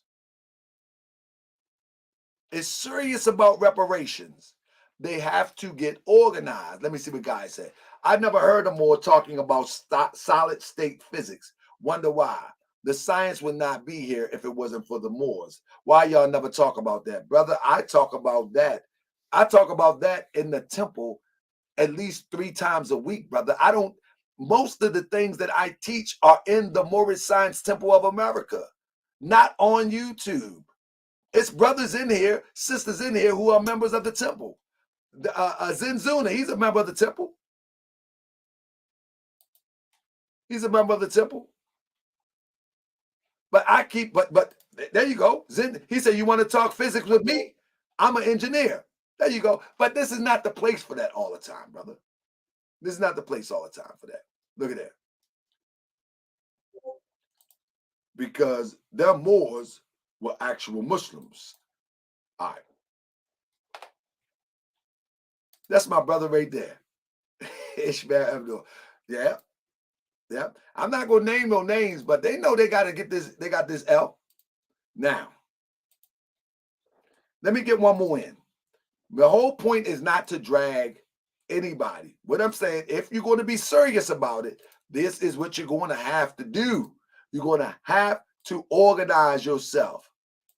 like this.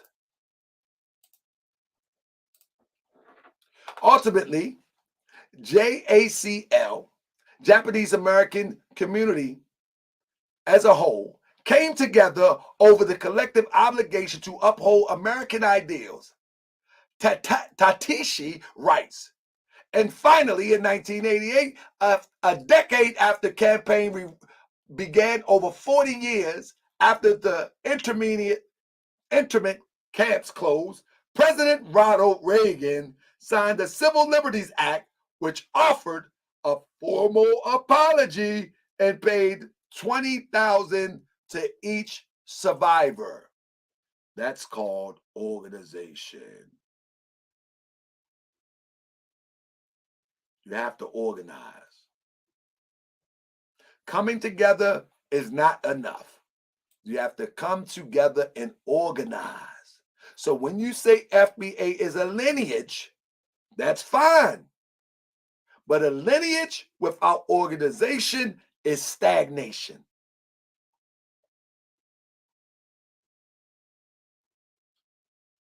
It can only make money without organization and an agenda. I have to have a step-by-step agenda. I have to have a plan. I have to have a step-by-step agenda. That's just what it is. Or other than that, y'all are still in the powwow stage.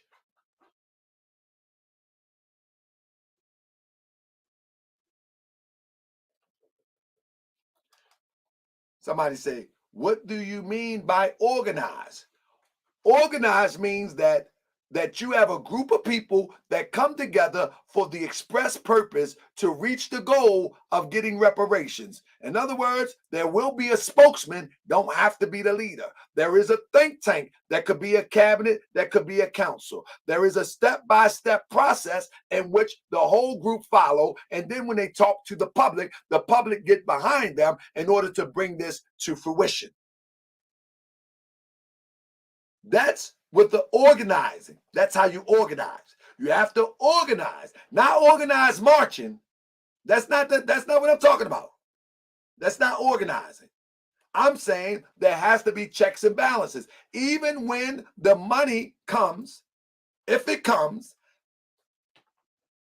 how do you prove who's FBA? What's the criteria? What if an FBA is married to a European? What if the person was FBA, was married to an FBA, left the FBA, then got with a European? What about the FBA that's married to a non-FBA? All of these things have to be dealt with first.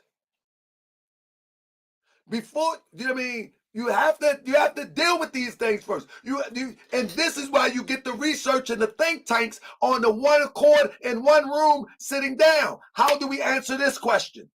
How do we address this question? You feel what I'm saying? How do we do this? Look, TB, I already broke that down. The criteria on your show. Okay, now, are you going to require one to show themselves on the 1870 census or what?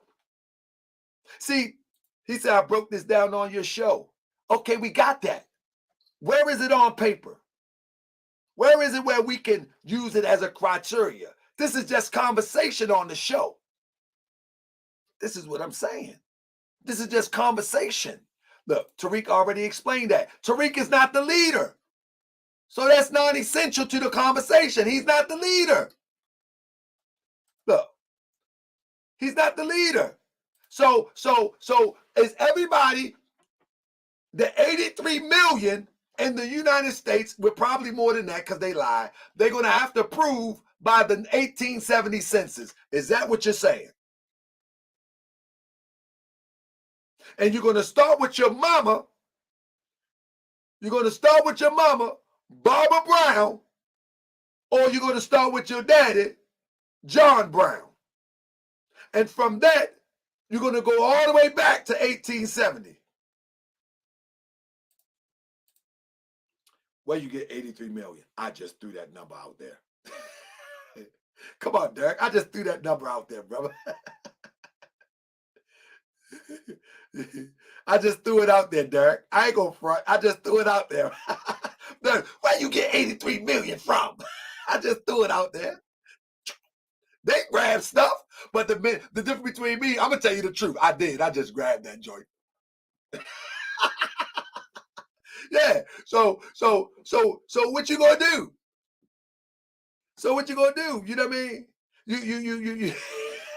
That's a good one, Derek. That was a good one. That's a good one. Man, I don't mind, man. Listen, we all family in here. So you know what I mean? So when I say about the criteria, you know what I mean? If you are gonna be your own leader, then you gotta file your own lawsuit.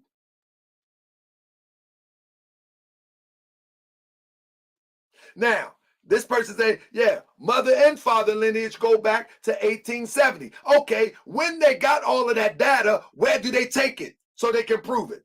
Who they show that data to, Jesse? Let's get Jesse on here real quick. Jesse, I only want Jesse come on here. Who do they show that data to? I ain't gonna be about 10 minutes, Jesse. Let me. Who do you once that data is given, who do you show it to? So who? Where you take it? Jesse, where you do with it? Do I take it to Jesse Purse for mayor in Denver? Where do I take it? What I do with it? I got mine. I can't. Tariq is not the leader. I can't take it to him. Where do I take it? I'm asking. I want my money. Where do I take this once? Who's getting the reparations? This is where I'm telling you it doesn't make sense. Organize, organize, organize. And that doesn't mean a march. That doesn't mean a powwow on Twitter. That doesn't mean a powwow on social media.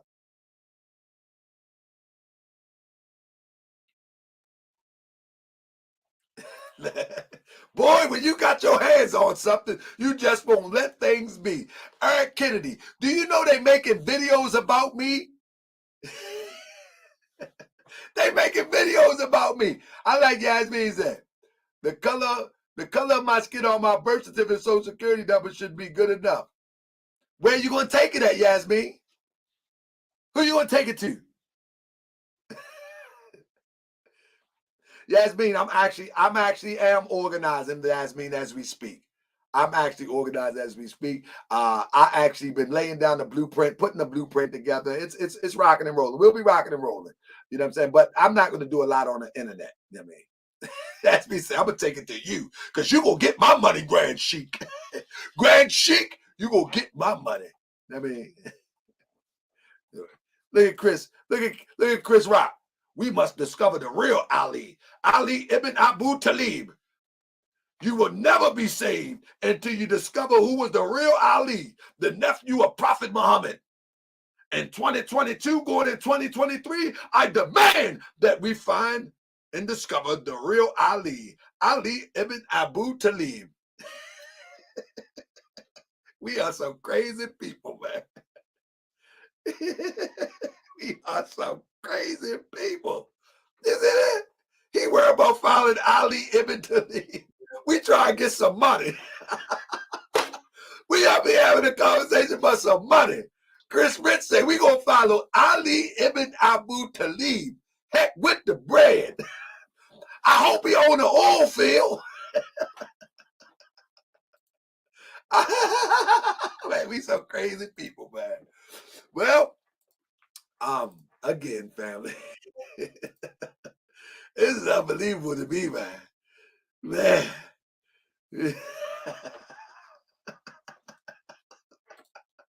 Hey, man. Oh, man. Oh, man.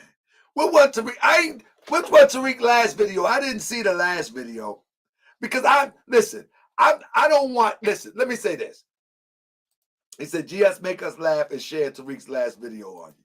Listen, I don't want to really get into the funny jokes and back and forth with brother Tariq. You know what I'm saying? I don't want to get into that, man. You know what I mean? I really like this conversation the way that it's going with the scholarship. You know what I mean? And once we can get rid of all of those emotional dudes, then we can get to a real conversation. You know what I mean? Then we can get to a real conversation, real talk. Once we can get rid of the emotions, we can have a real conversation. You like it to Harkerstein.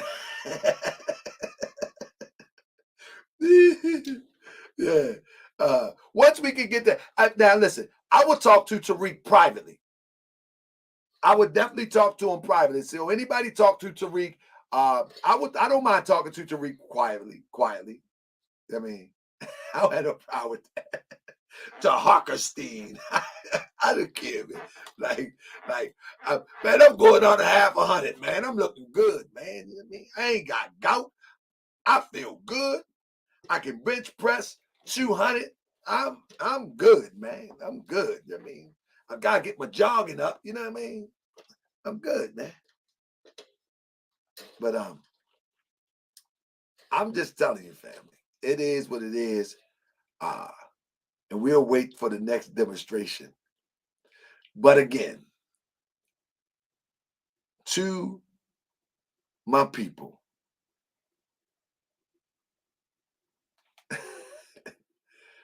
to my people who want liberation, reparation, you won't get it without organization. Thank you for joining me tonight. And I'll be back. Now, I hope that this presentation don't turn into a silly clown show, because my research will go on. And I don't think anybody want that smoke. Because when I start researching, what I'm looking for is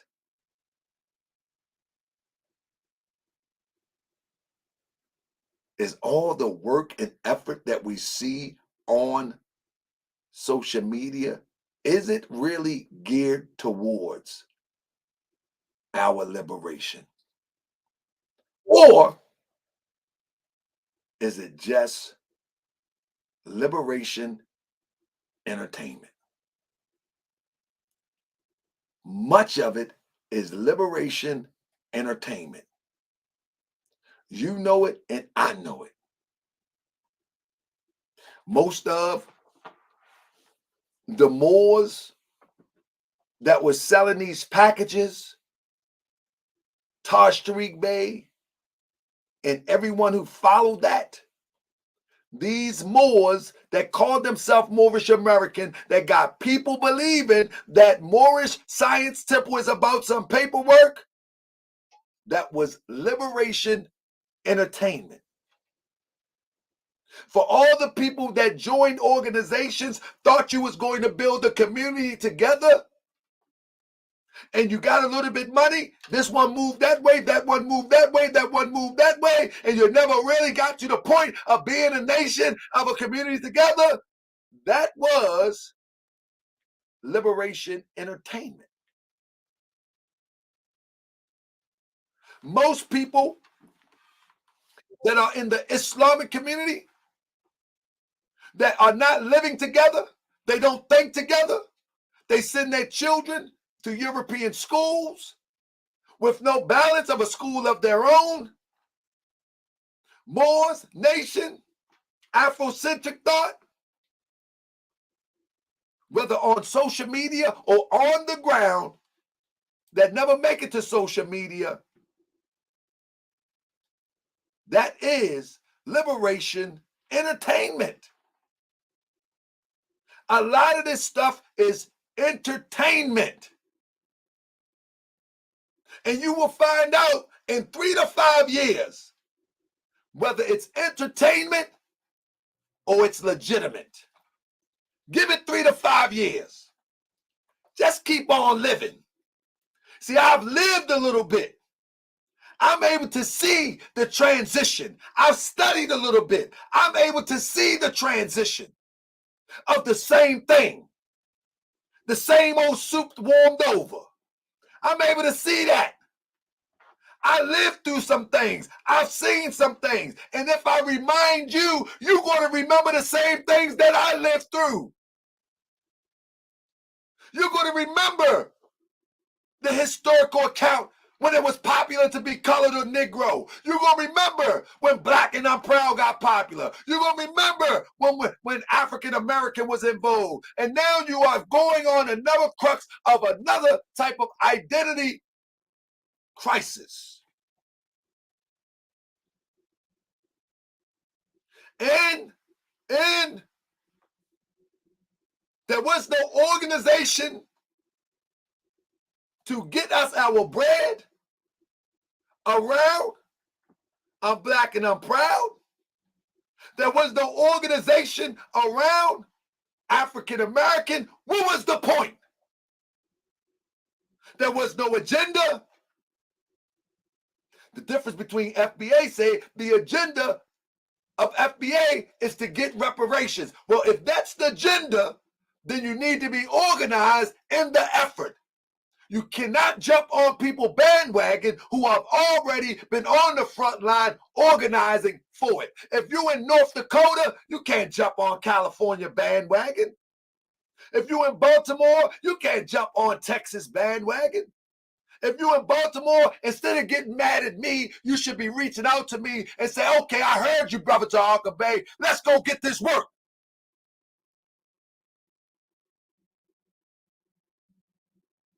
Let's go get this work. I heard you, Tariq Bay. Let's go get this work. Instead of arguing with me. Listen, let's be clear. It's not what we should be called. You're only as effective as you are organized. It's not what we should be called.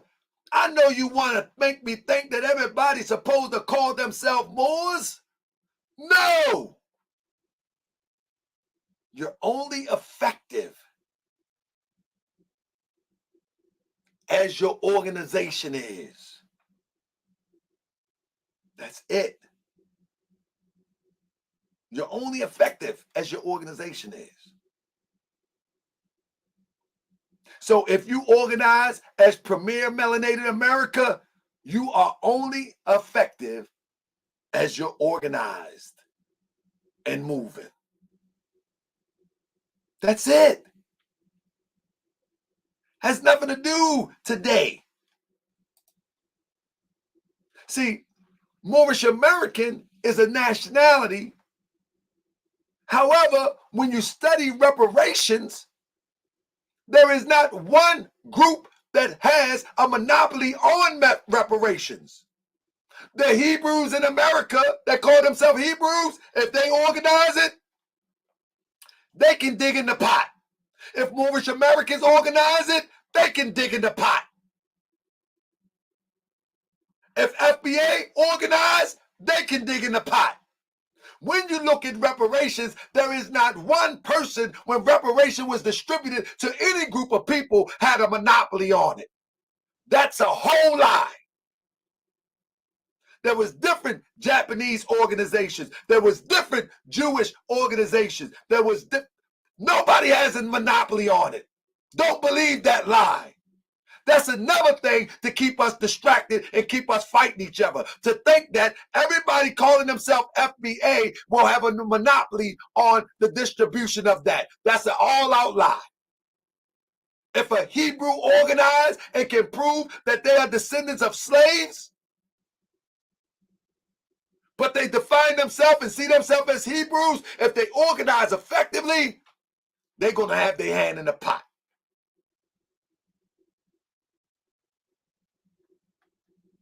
You hear what I say? So So don't ever use the concept that we must identify as the same to make progress. That's not true.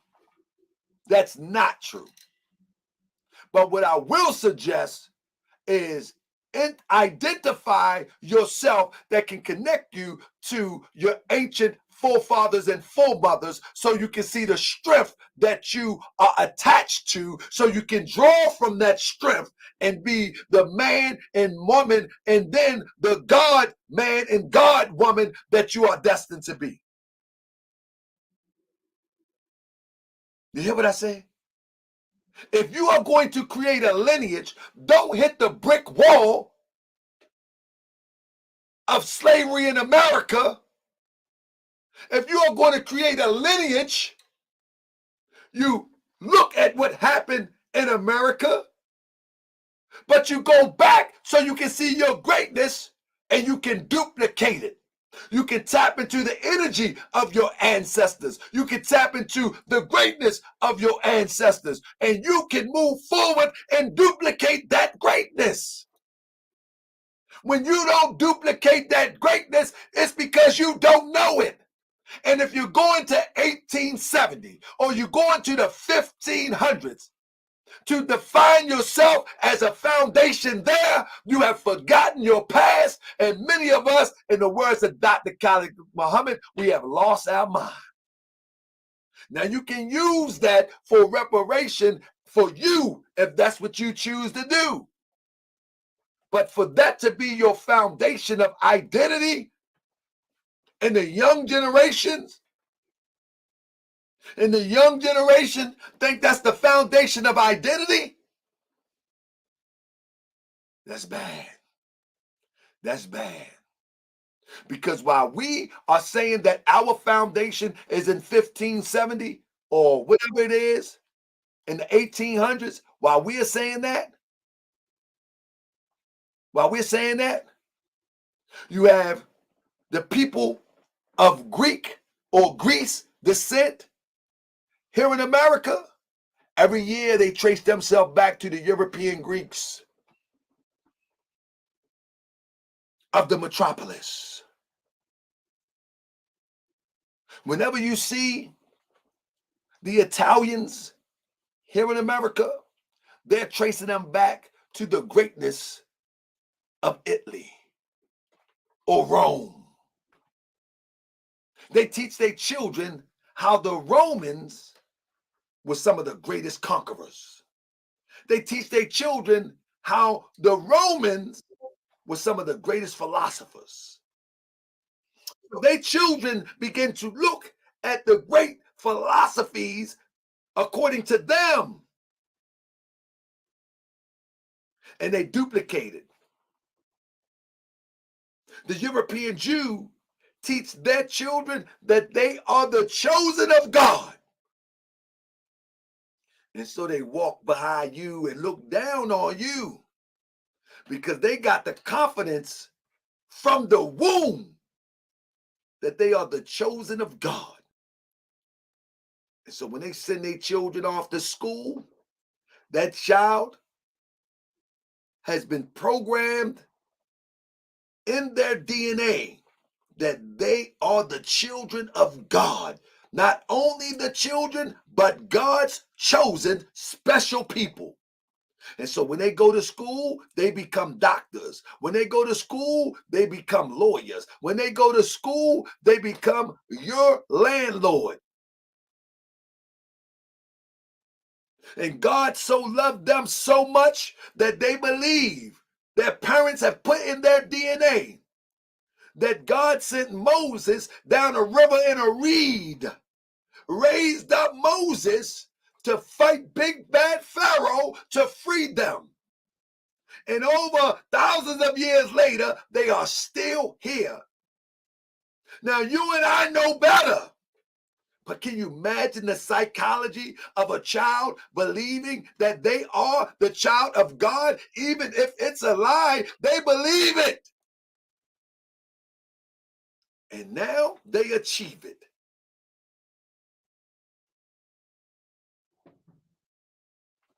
Muslim is forgetting the point. The point that I am making is that these people are taught in the womb that they are children of God, that their history goes back to the foundation of creation with the Garden of Eden. So when they look at the Bible, they see themselves. When they look at the conquering, they see themselves. When Moses talked to God, they see themselves. When Moses was speaking to God in the burning bush, they see themselves. They see themselves as great. So therefore, when they endeavor in life to achieve things, they don't believe that they can fail, because why? They are the chosen ones of God. So what I'm telling you, when we go back to 1870 census or to the 1500s and call ourselves foundational anything, we put a brick wall. It's a dangerous game that we're playing. We put a brick wall between our greatness and history, real history. It's okay to use that timeline for reparations, but to use that timeline as a divisive state is dangerous. And what I mean is a divisive state, that we need to go past that timeline to see our greatness. But if we put too much emphasis on that timeline, we will be back at the state where we started, where we thought our history started with the coming of slaves. We'd be watching another slave movie. We'd be watching Roots all the time. We'll be watching escaped slave movies. We'll be watching brutality all the time, as opposed to Timbuktu, as opposed to the greatest libraries and the greatest colleges ever founded. We should be tracing ourselves back to the Garden of Eden, if that's what you believe. We should be tracing ourselves back to the greatness. Look, I'm Foundation Universe. No YouTuber will be able to make me change how I identify myself. It just won't happen.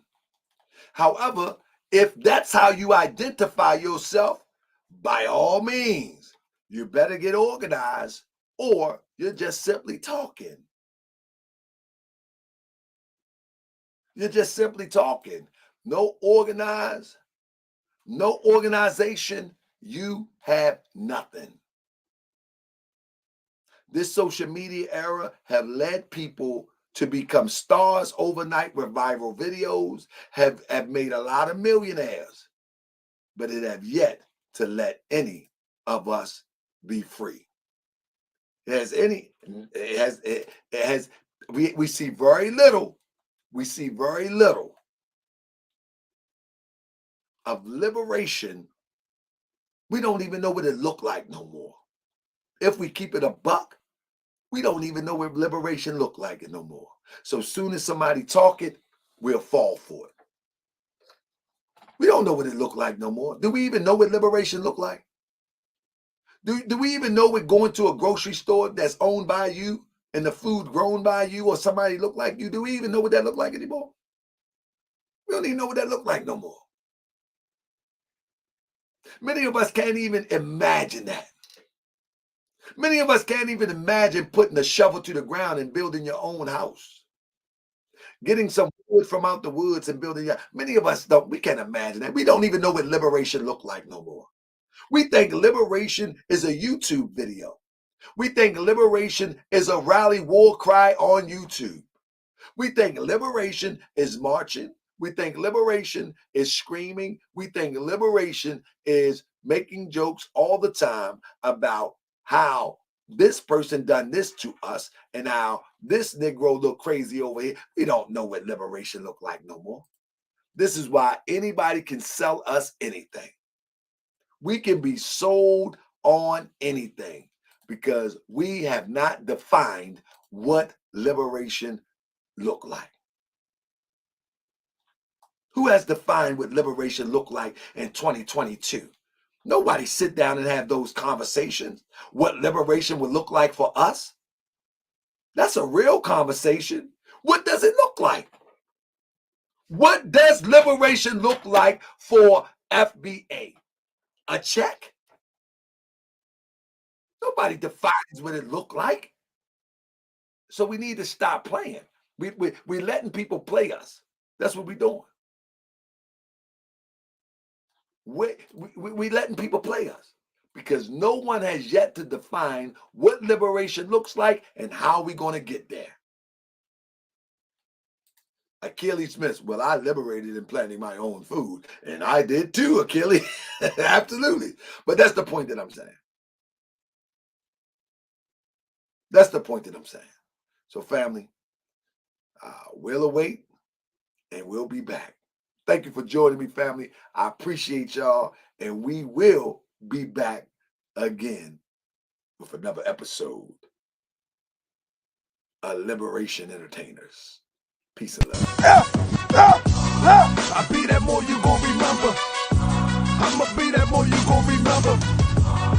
I be that more you gon' remember. To Harker Bay front line till the law call my number. I be that more you gon' remember. I'ma be that more you gon' remember, that's right. I be that more you gon' remember. To Harker Bay front line till the law call my number. If you a friend of the Moors, then you a friend of mine. I was told to watch my enemies, now hold my line. Those that speak against the prophet, they speak against me.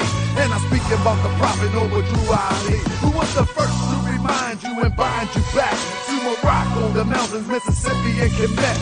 Told you you wasn't black, proved it with straight facts. You tripping off trucks, you need to be tripping off that. Now here we go again, acting like you a slave. Family, see y'all tonight, 9:30. Let's go. I be that more you gon' remember. I'ma be that more you gon' remember. I be that more you gon' remember. To Harker Bay front line till the law call my number.